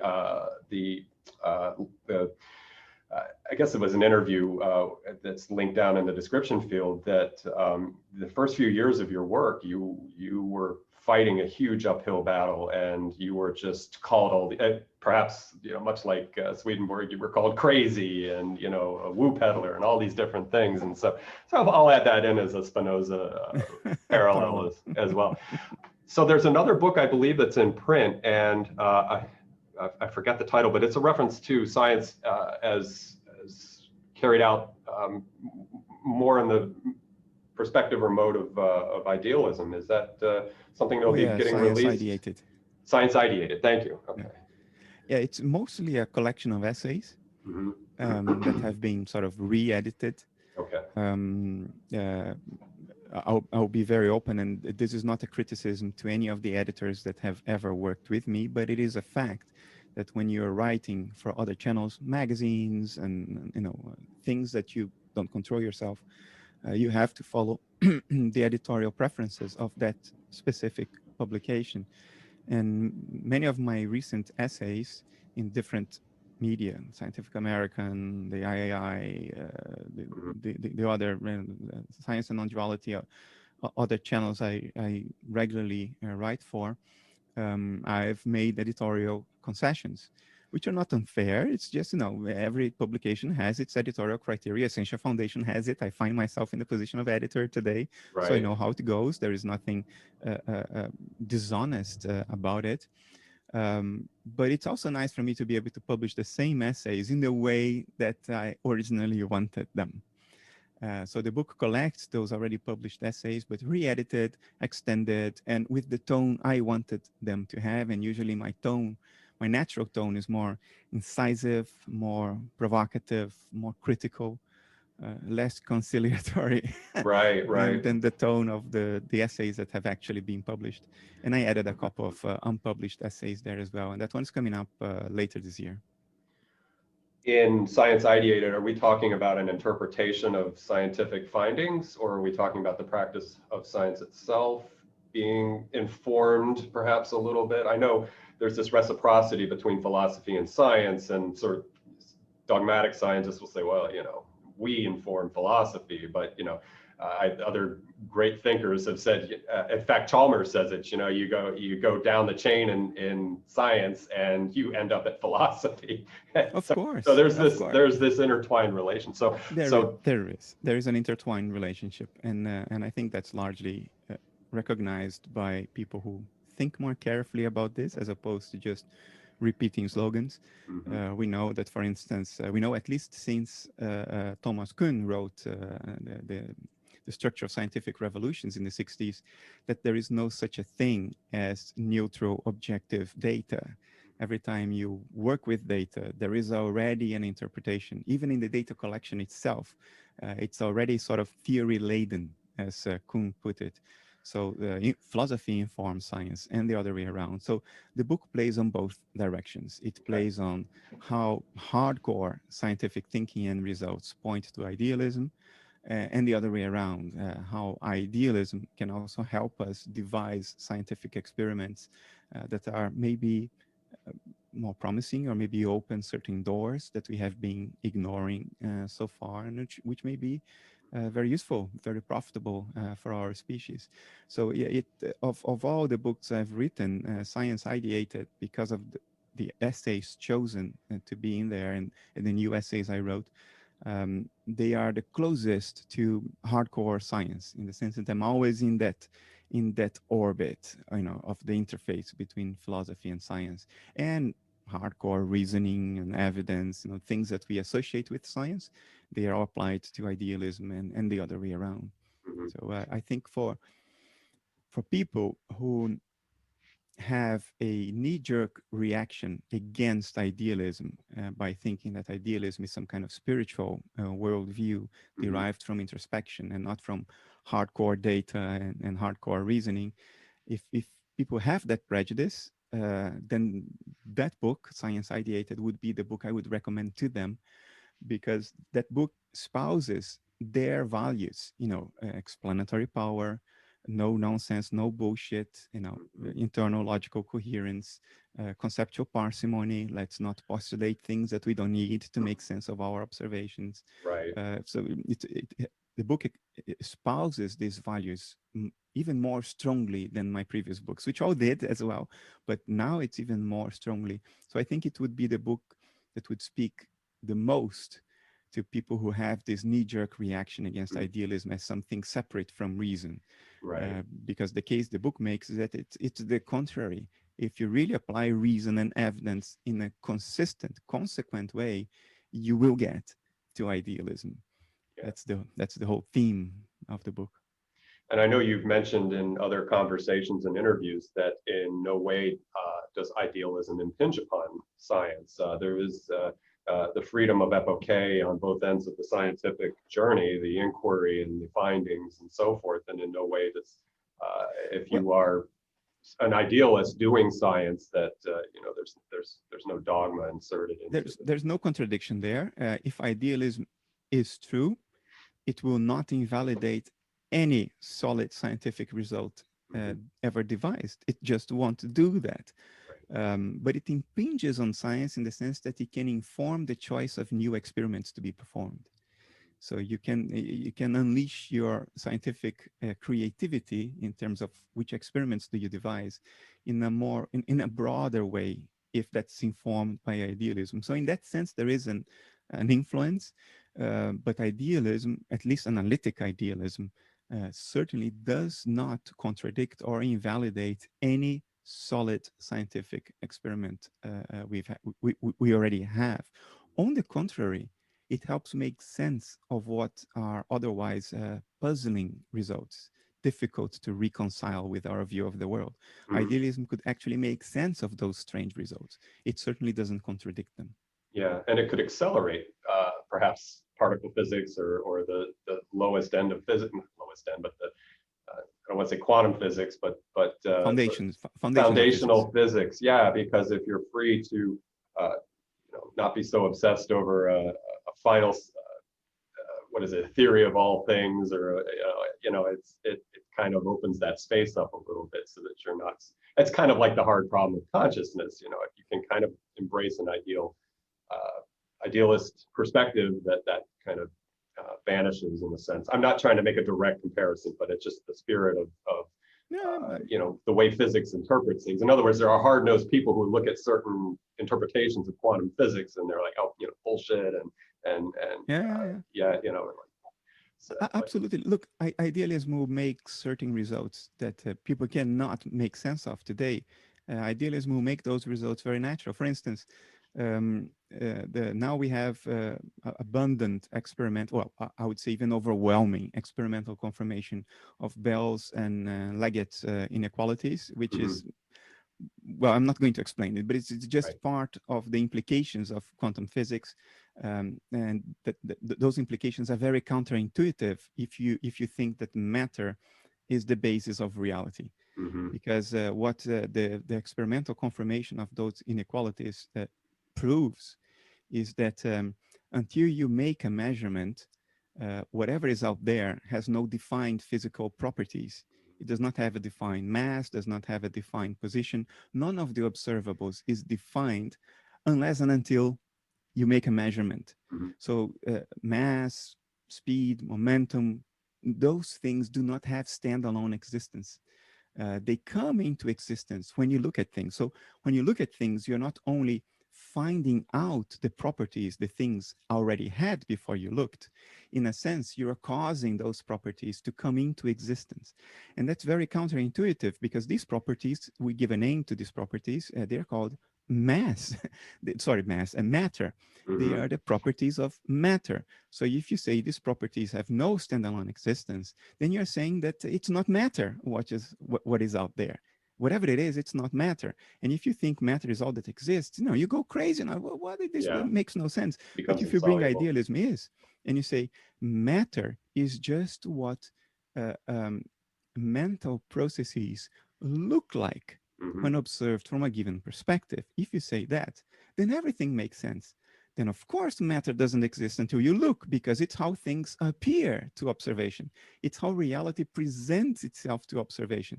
So if you don't observe, that representation isn't there. The Mm-hmm. only thing that is there is the thing in itself.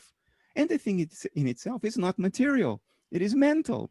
Yeah. So yes, there is an objective world out there. There is the thing in itself out there. Just please don't expect it to be material, because matter is just what it looks like when you Right. observe it. So Right. if you don't observe it, there's nothing it looks like, but the Mm-hmm. thing in itself is still there. So that's an instance of what I mean by idealism, not only not contradicting science, but helping you make sense of scientific results, experimental results that otherwise would look contradictory and impossible from a perspective of materialism. Yeah. Absolutely. Absolutely. We're about an hour and a half in. I've got a few things to ask you regarding your metaphysics. Would you like to go maybe another 20 minutes or so? Or you Yeah, we can go into the top of the hour. Yeah. Okay, let's do that. All right. So this is the juicy part that I've been waiting to get a hold of you and ask you some questions. And there are things you've talked about in the past, but I perhaps for clarification, and the sort of the number one thing I want to check in with you on with your metaphysics for me is sort of to help me get a more clear picture. When we talk about the mind at large, the transpersonal consciousness, and then we talk about the physical universe.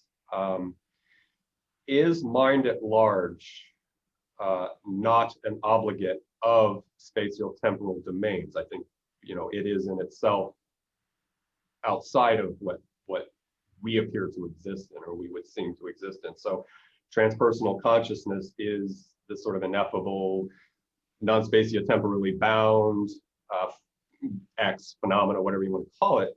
And so when we see the physical universe, is that a first iteration or a first layer of dissociation in this almost mirological process of dissociation, that transpersonal, in the Andromeda galaxy, the moon, us, the walls behind me, is that first iteration of the mind at large having thoughts and using its imagination perhaps? And I'm using these terms as figuratively as possible, so please don't, people out watching this don't think I'm getting wacky here, but I'm trying to use that as a means of conveying a thought. And then we are another order of iteration of the dissociation. And does that make sense? Look, could dissociation be hierarchical? Could there be many levels of dissociation? That could be the case. Is there compelling evidence that this is the case? Well, I personally fail to see compelling evidence Mm-hmm. for it. There's certainly one level of dissociation, because if everything is happening in a mind, if one mind is the foundational level of nature, then the fact that I can't read your thoughts right now implies directly that there is at least one level of dissociation. Otherwise, I would recognize my own mind as being the same as your mind, which I don't. I don't see direct compelling evidence that there are multiple levels of dissociation, but then again, there can be. There can be. I think the inanimate universe, I think living beings are what dissociative processes look like when observed from the outside. So if you take away living beings, you're left with the inanimate universe. I think that that inanimate universe is what mind at large looks like from our perspective. The thing in itself is transpersonal mentation, transpersonal experiential processes of a nature that is probably unfathomable to us, but it presents itself to us in the form of what we call the inanimate universe. In other words, the inanimate universe is the representation, the image, the extrinsic appearance of transpersonal mental experiential processes. I lost my train of thought. I was going somewhere with what I just said, but I lost my train of thought. Another way to ask the question is, when my dissociation ends upon bodily death, and I love the way you deliver this and present this, that I'm reassimilated into that mind at large. And again, I like that from a parsimony standpoint, because I think we really build up a case for souls and reincarnation and all this. To me, it just winds up in the cauldron of wish fulfillment and things like that, and seeking immortality. And I just probably opened up a huge can of worms for some people. But when this thing dies and I'm back to being the mind at large, what I'm asking essentially is, I am not the universe per se. And again, I have to be careful with my language. There's the physical universe, the Andromeda galaxy, stars, pulsars, moons, things like that. And that is how we perceive the transpersonal consciousness. And I caught that when you said that. But is there, in other words, is it a, what we would call a void from our primitive Pleistocene receptors of information? In other words, dissociating or reassociating back into that mind at large. I got your point. Yeah. Yeah. Do I go into sort of just the all-knowing, whatever that is? Yeah. Okay. Look, even idealists, even people who are intellectually convinced of idealism, we too carry our cultural baggage. So it's difficult even for us to think about these things in a way that is consistent with idealism, and which is not sort of secretly pulling in some materialist assumptions that we take with us. Look, if I can put it as simply as I can imagine, I would say, when you die, you become that which you perceive while you are alive. So if you perceive a world around you while you are alive, when you die, you become that world. In other words, you go absolutely nowhere. You're not going to some transcendent realm in some other location in hyperdimensional space. You are exactly where you were all along, but on the other side of it. Let me try to explain that. Suppose you're very sad and you're crying, and you look at your image in the mirror. You look into the mirror and you see tears flowing down a face. Now, you know that those tears flowing down a face are not your sadness. The tears, your body as you see it in the mirror, is not your sadness. But it is indeed how your sadness appears to observation. So somebody else looking at you crying will know that you're sad. Why? Because he can access your sadness directly? No, but because he sees you crying, your contorted face and the tears flowing down your face. The tears are the extrinsic appearance, the image of your inner sadness. The sadness is the thing in itself. The tears and the contorted face, the material thing, is how the thing in itself presents itself to observation. So when you look into the mirror, you know this. You know that somewhere behind the image in the mirror, there is the thing in itself. There is the sadness because you feel it. You know the sadness is not the image, but it is right behind the image. And I'm using the word behind metaphorically, not in a spatial sense. We always think spatially, so I have to use a spatial metaphor to make sense of what I'm trying to convey. Right. So there is a sense in which behind the tears, there is the sadness, and the tears wouldn't be there without the sadness. In that exact same sense, there is something behind the world that surrounds you right now. The world that surrounds you right now is like the tears in a mirror. It is the image, the external appearance of something that is behind it, the thing in itself behind it, which is not material because matter is the appearance. Right, right. The thing behind it is that which matter is an appearance of. So that thing in itself is surrounding you. You're immersed in it like fish in the water. Yeah. But because you're alive, in other words, because you are dissociated, you cannot directly access the thing in itself, even though it's surrounding you, it's touching you, it's hugging you. But you only see the way it appears to you from across the dissociative boundary. Right. When you die, you become that thing. You will go to the other side of it. It's as if there were an infinitely thin wall. And when you die, you just pop on the other side of it. And the distance you pop is infinitely small. In other words, you essentially stay exactly where you are, but you would just perceive, quote, you would just feel your environment in a different way. And that different way is the same difference that there is between looking at tears and feeling the sadness. They are completely different ways of accessing the same thing, watching someone crying and feeling the sadness directly. But one is the image of the other. The tears, the crying is the image of the sadness.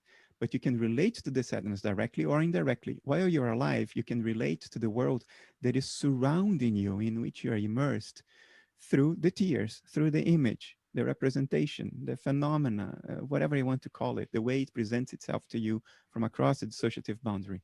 When you die, you become the sadness. You become that which the inanimate universe is an image of. You absolutely go nowhere because there is nowhere to go. Space and time are modes of dissociated cognition. Right. There is no space and time. Right. And this points out the limitation of language, and this is something I'll bring up in a few minutes.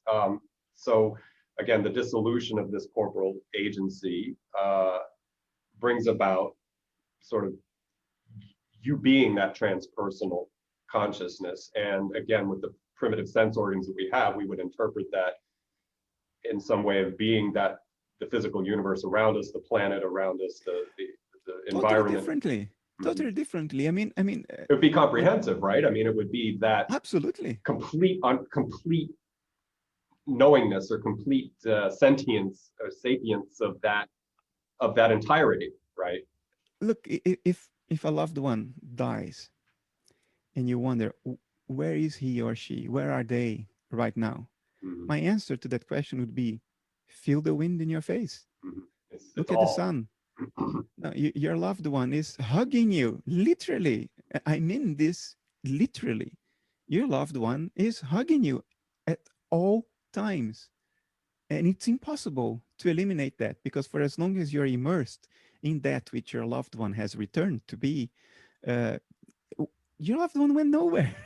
Right. Because there is nowhere to go. All wheres are within the spatial temporal cognitive framework. So even the idea that, do you survive as a personal agency after you die? From the perspective of space-time, my answer would be, I don't think so. And I also hope that we don't survive as a personal agency, because personal agencies are very prone to suffering. Yeah. I think if there is any fact of nature, this is one of them. But you have also to remember and keep in the back of your mind that where your loved ones are right now, there is no space and time. Space and time is a cognitive thing that applies to you where you are alive. So even the question, does your loved one continue to exist as an individual agency after he dies or they die? That question only makes sense to you as a living being. It Mm-hmm. no longer makes sense to them because now they are not in space-time anymore. So there is a sense in which you could say that everything that has ever existed or will ever exist exists because it exists in the sense that it's outside space and time. So the very idea of not existing anymore does not apply because it requires time. This anymore requires time. So, and I know I don't do what I do to comfort people in a sentimentalist way. That's I'm committed to truth, but I do think idealism is much more conducive to meaning, and I emphasize that part.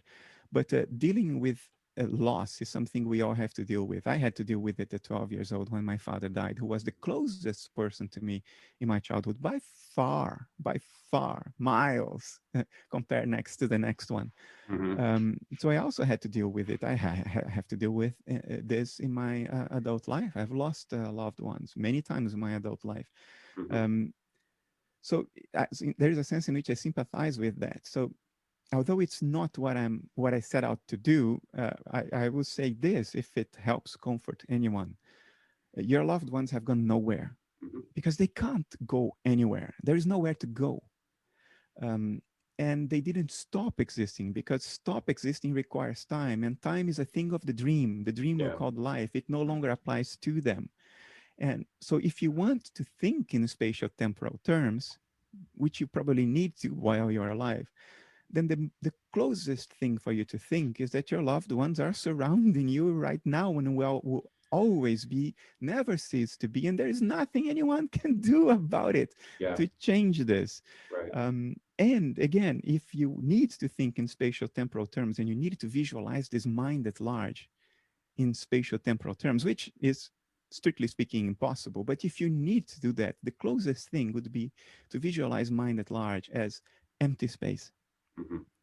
Empty space is mind at large, and empty space surrounds you. You're immersed in it. And that's where your loved ones are going to be after they die. In other words, surrounding you, Right. touching you in any sense that the word touch might mean anything. That's the least untrue way of thinking about it. Certainly a lot closer to truth than one imagining that they're gone, that they no longer exist, or that they are in some inaccessible spiritual realm from which they are far away from you. What I just said is much closer to the truth, in my view, Right. than these other two alternatives. Right. I think my way of trying to present that to people, and again, you've strongly influenced this, and is to say that the dissolution again of ipseity as we know it does not dissolve the 75 years of experience and phenomena that were gathered by that agent, by that person. Of course not. And so that's, I think that's a better sell. I think that's a better proposition than saying, you know, Uncle Bob or whatever is now, you know, in some other domain, and you know, it's still individual and unique. But when you can say that all the life experience that Uncle Bob had is, and sort of, this is, I don't want to stain this, but that Akashic record idea that there's this sort of, you know, uploading of your life experience, and that's, again, that's really, I don't, but I have to say that for some people to try to grasp it. I just think that, you know, it's that your life experience is now part of that sort of catalog of experience that, and which is probably the telos of this cycle, you know, of this being. Yeah, so it feeds into that easily. And popular culture, popular mythology, he hints at this all the time. Oh yeah. And that's why I sympathize with the Swedenborg's attempt to speak to the common man, because there is that wisdom the common woman as well has, that we intellectually sophisticated people have lost contact with because we think of ourselves as sophisticated. Let me be explicit about what I mean in this specific moment.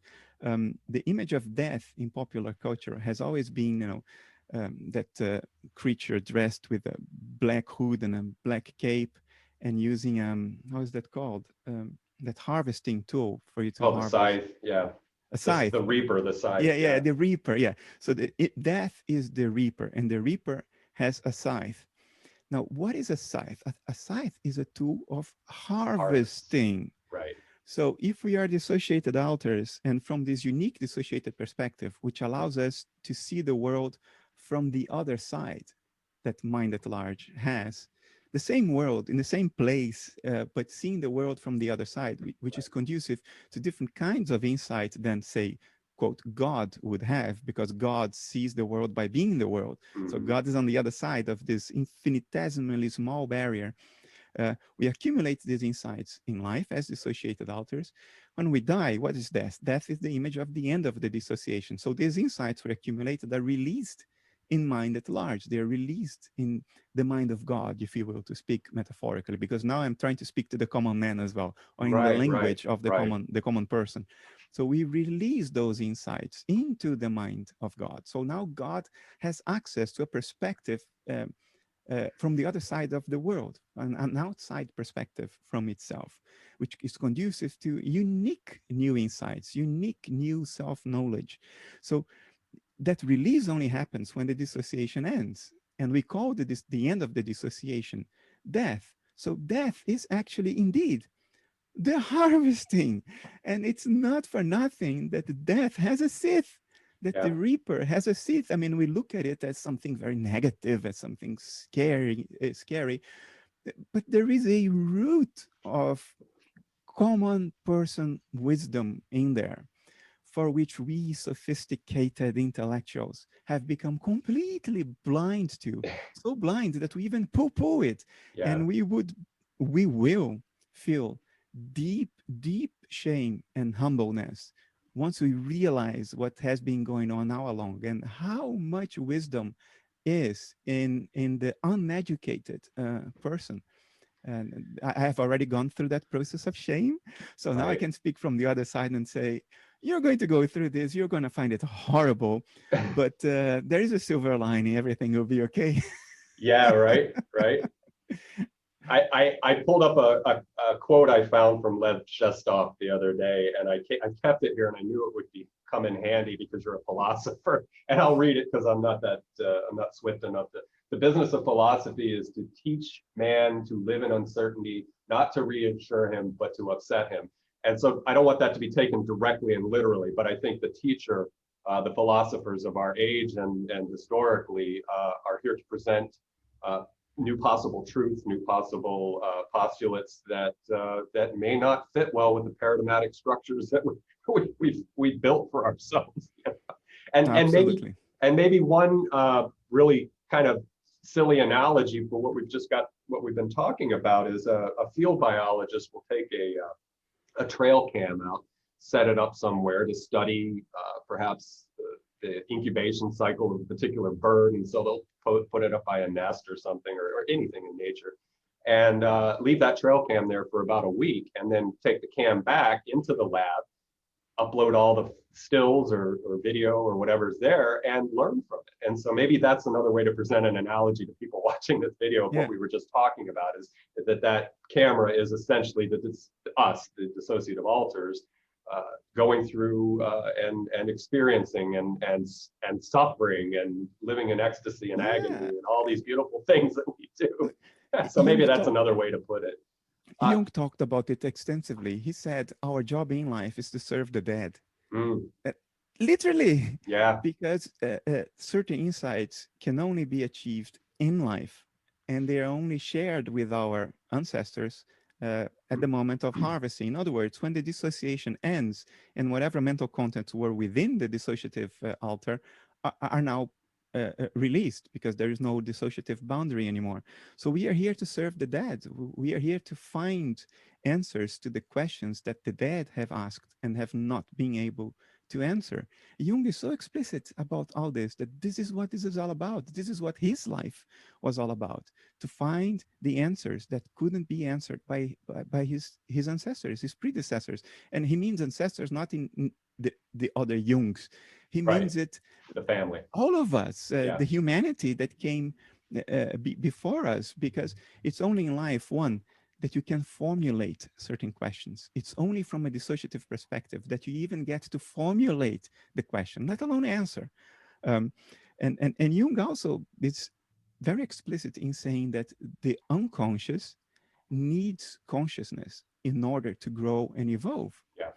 That it's only through through consciousness, through the agency of consciousness, that the unconscious finds certain answers about itself and therefore can come closer to peace. And I think this is all literally correct. The Jungian collective unconscious is mind at large. It is existence at the bottom level, that which is going on before any of us start thinking about what's going on. Yeah. And we are here to serve this primordial urge for answers. And these answers can only be found through the discomfort of dissociation, which is admittedly very prone to suffering, but it's only suffering that forces you to ask the questions. Look, if life were idyllic all the time for everyone, none of us would be busy asking the big questions. We would be too busy enjoying ourselves to bother about even asking the questions. So suffering is a tool. It's an intrinsic part of it. Should it be loved? No. I personally want to avoid it as best as I can.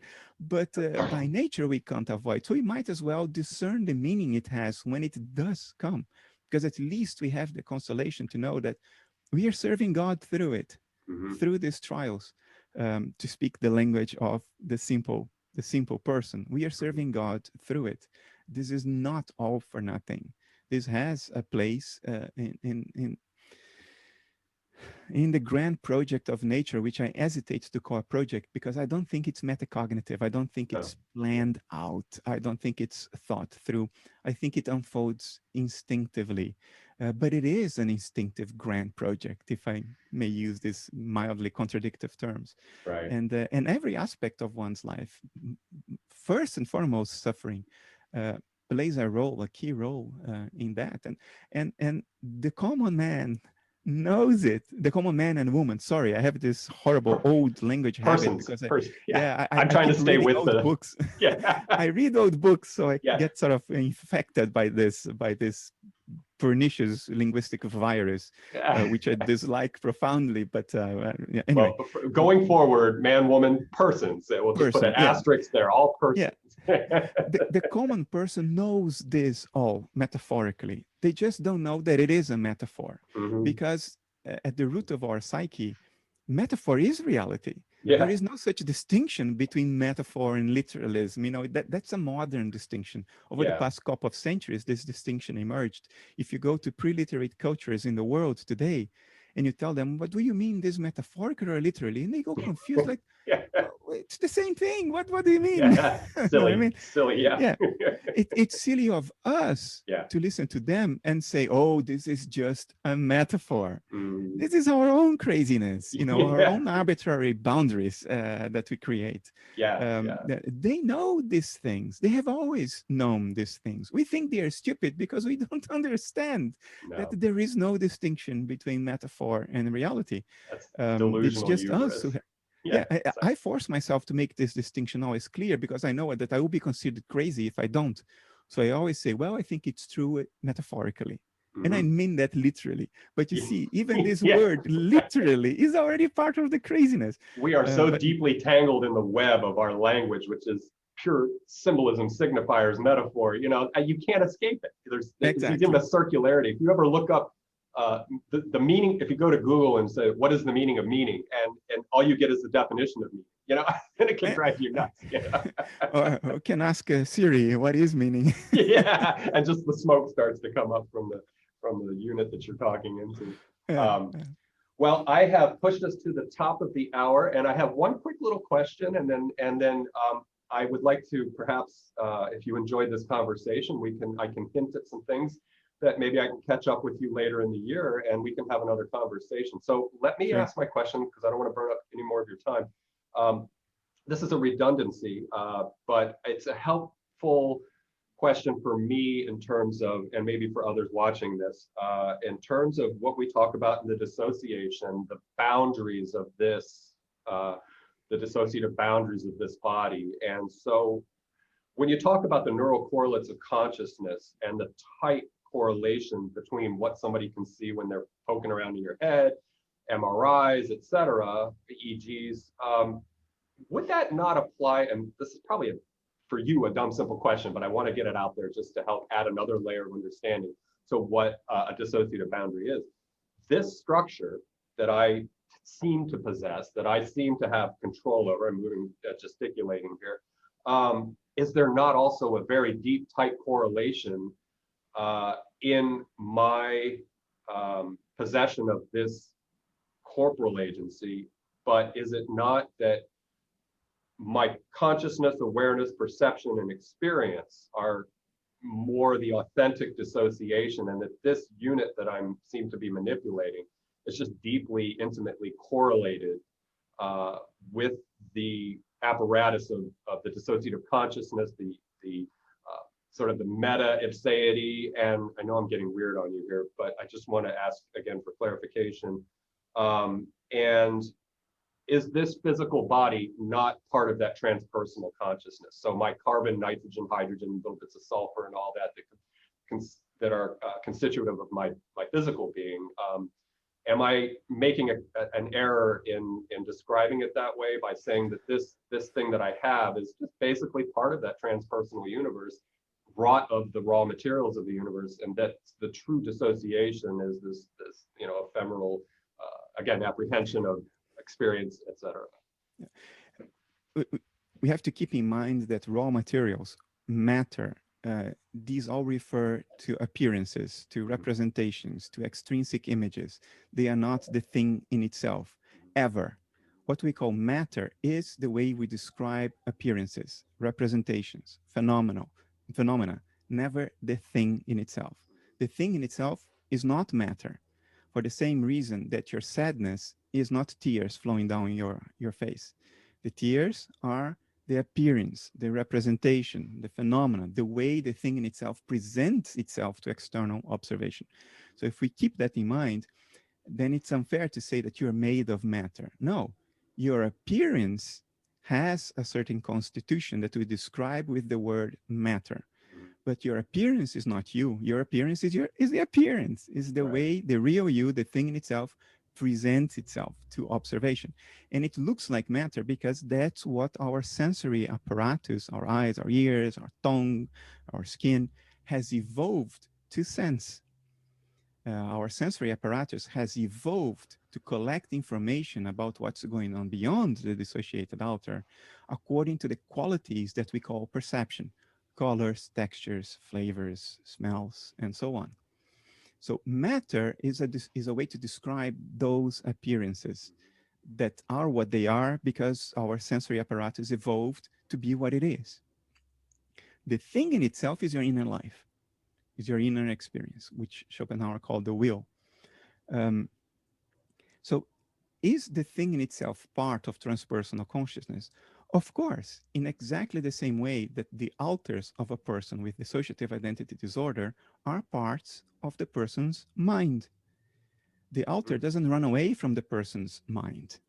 The alter is not essentially distinct from the person's mind. Yeah. The alter is a process, a dissociative process that happens within and is made of the person's mind. It's never outside the person's mind. It's never other than the person's mind, but it does reflect a certain process in the person's mind. And we give a name to that process. We say it's an alter. In exactly the same way, I would say you, me, my cat, the little insect flying around in front of me right now. We are all transpersonal consciousness in the same way that the alter is always the person's mind. So fundamentally, we are always that. We never cease to be that. We will never cease to be that. And we fundamentally cannot be other than transpersonal consciousness. But the illusion of separation will go on for as long as this particular process called dissociation is going on, which leads us to erroneously believe that our very subjectivity is not the subjectivity that underlies the whole world around us, which it is, cannot be other. Has always been and will always be. But there is this process, and this process is illusory, and it creates the illusion of a personal self, a personal agency. And the body is just what this particular process looks like. Now, because we know from evolution that things will tend to change so as to preserve themselves. And there is no mystery here. I'm talking about vanilla Darwinian evolution. If a process happens and there are many different varieties of that process with different parameters, imagine that dissociation happened in transpersonal consciousness for the first time. The first living being emerged. Suppose it happened a few more times. So other dissociative alters emerged, but they are different from the first. Their mental configuration is different, and so on.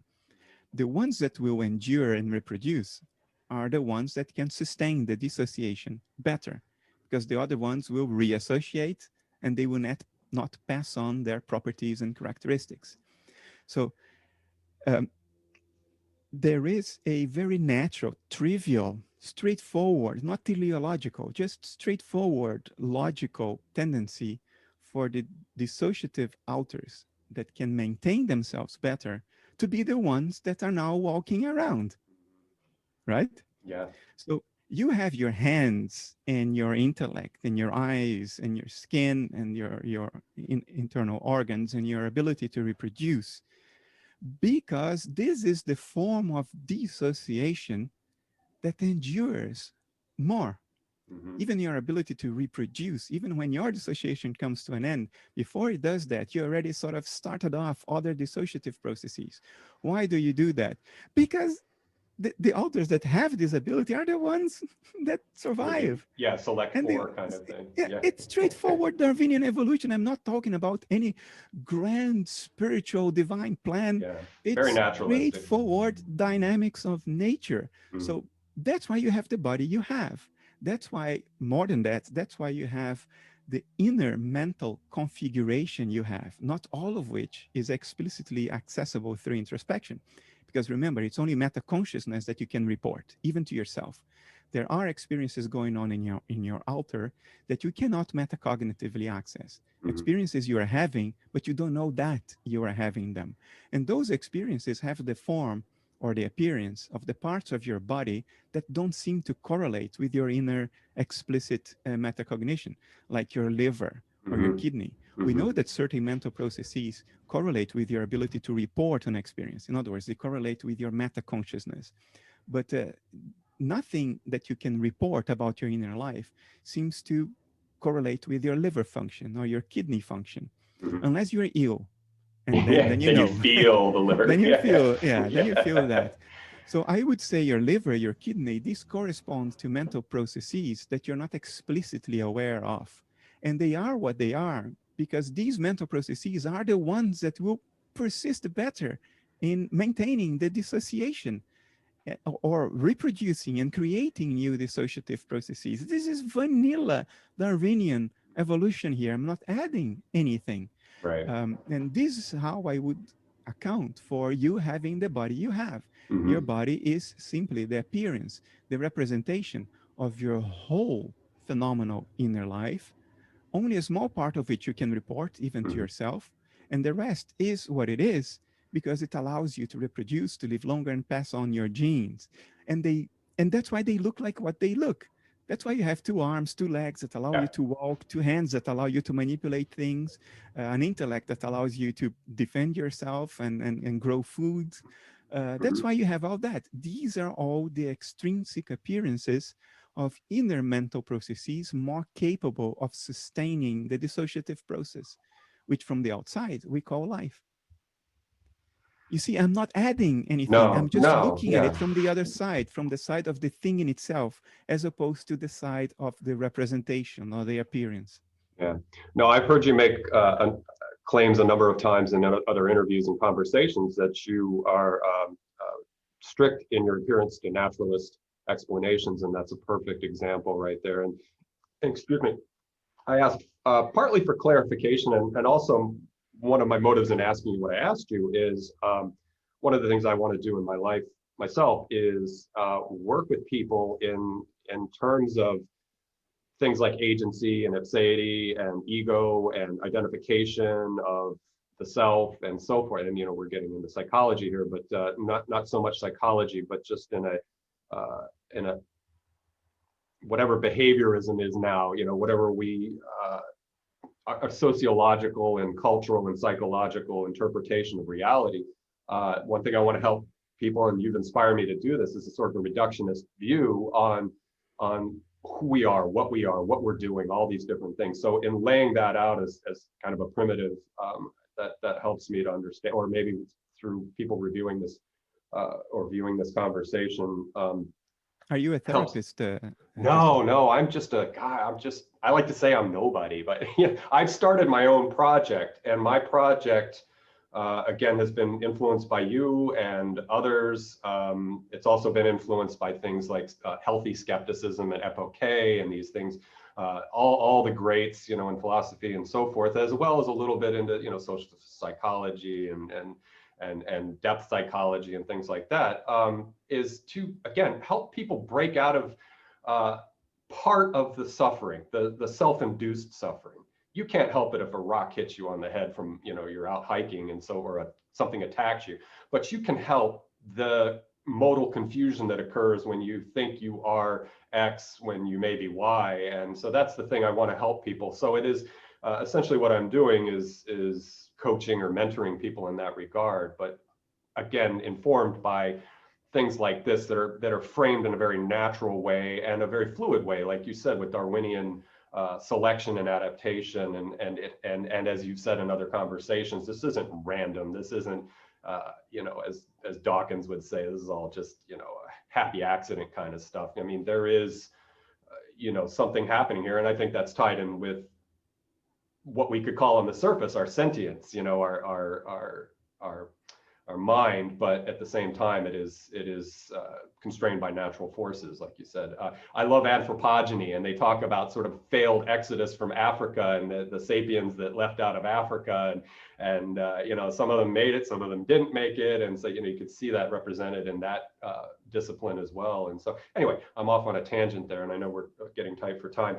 What I'd like to do, if you enjoyed this conversation, is throw out a couple of ideas for another conversation down the road. And some of the things I would have liked to have gotten to in this conversation is in seeing the rise of modern idealism, analytical idealism, and what the Essentia Foundation is doing. Perhaps in another conversation, I would like to talk about ethics, aesthetics, telos and causality and emergence and all these crazy things. So it might be, sure. Yeah, hopefully, I'll stay in touch with you. But those are some the implications of idealism, in other words, because we've seen in a 300-year history what its counterpart has wrought. And as we said earlier in this conversation, there was shadow and light to that. There was good and bad. And as you've said in interviews, we should not apologize for Western thinking and advancement and where we brought ourselves, but we also have to acknowledge the baggage that came with it, or the shadow side of that expression of ourselves as a species. So that could be a huge conversation right there. So if you're amenable to that, we'll hit the pause button today.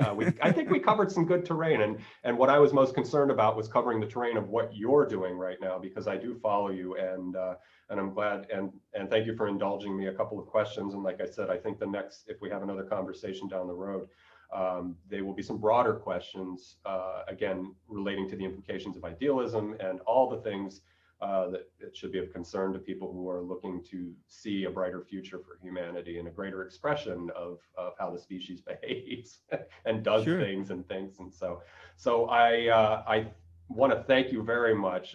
Again, I'm very grateful for coming on my Idea Cast, my interview series. It's very, very tiny right now. It's nascent. You are the second person that I've interviewed. My first person was a psychotherapist with ALS, and I consider time to be of the essence with that. And so she got the first seat, but you were my next choice as far as people I would just love to get a hold of and have a conversation. It's nice to be interviewed by someone who is familiar with my output. It goes in non-trivial direction. So it's been a pleasure. I surely would be willing to do it again. Oh, that just warms my heart, because again, I have so much to talk about with you and ask you and learn from you. And again, what I love about YouTube is, I'm platforming you and I'm platforming my project, but there is a very parochial or oblique, I'm misusing parochial, a very oblique way in which this will get disseminated. And I love that about YouTube. So it's not confined to my little, I think I only have 100 and some subscribers right now on this channel.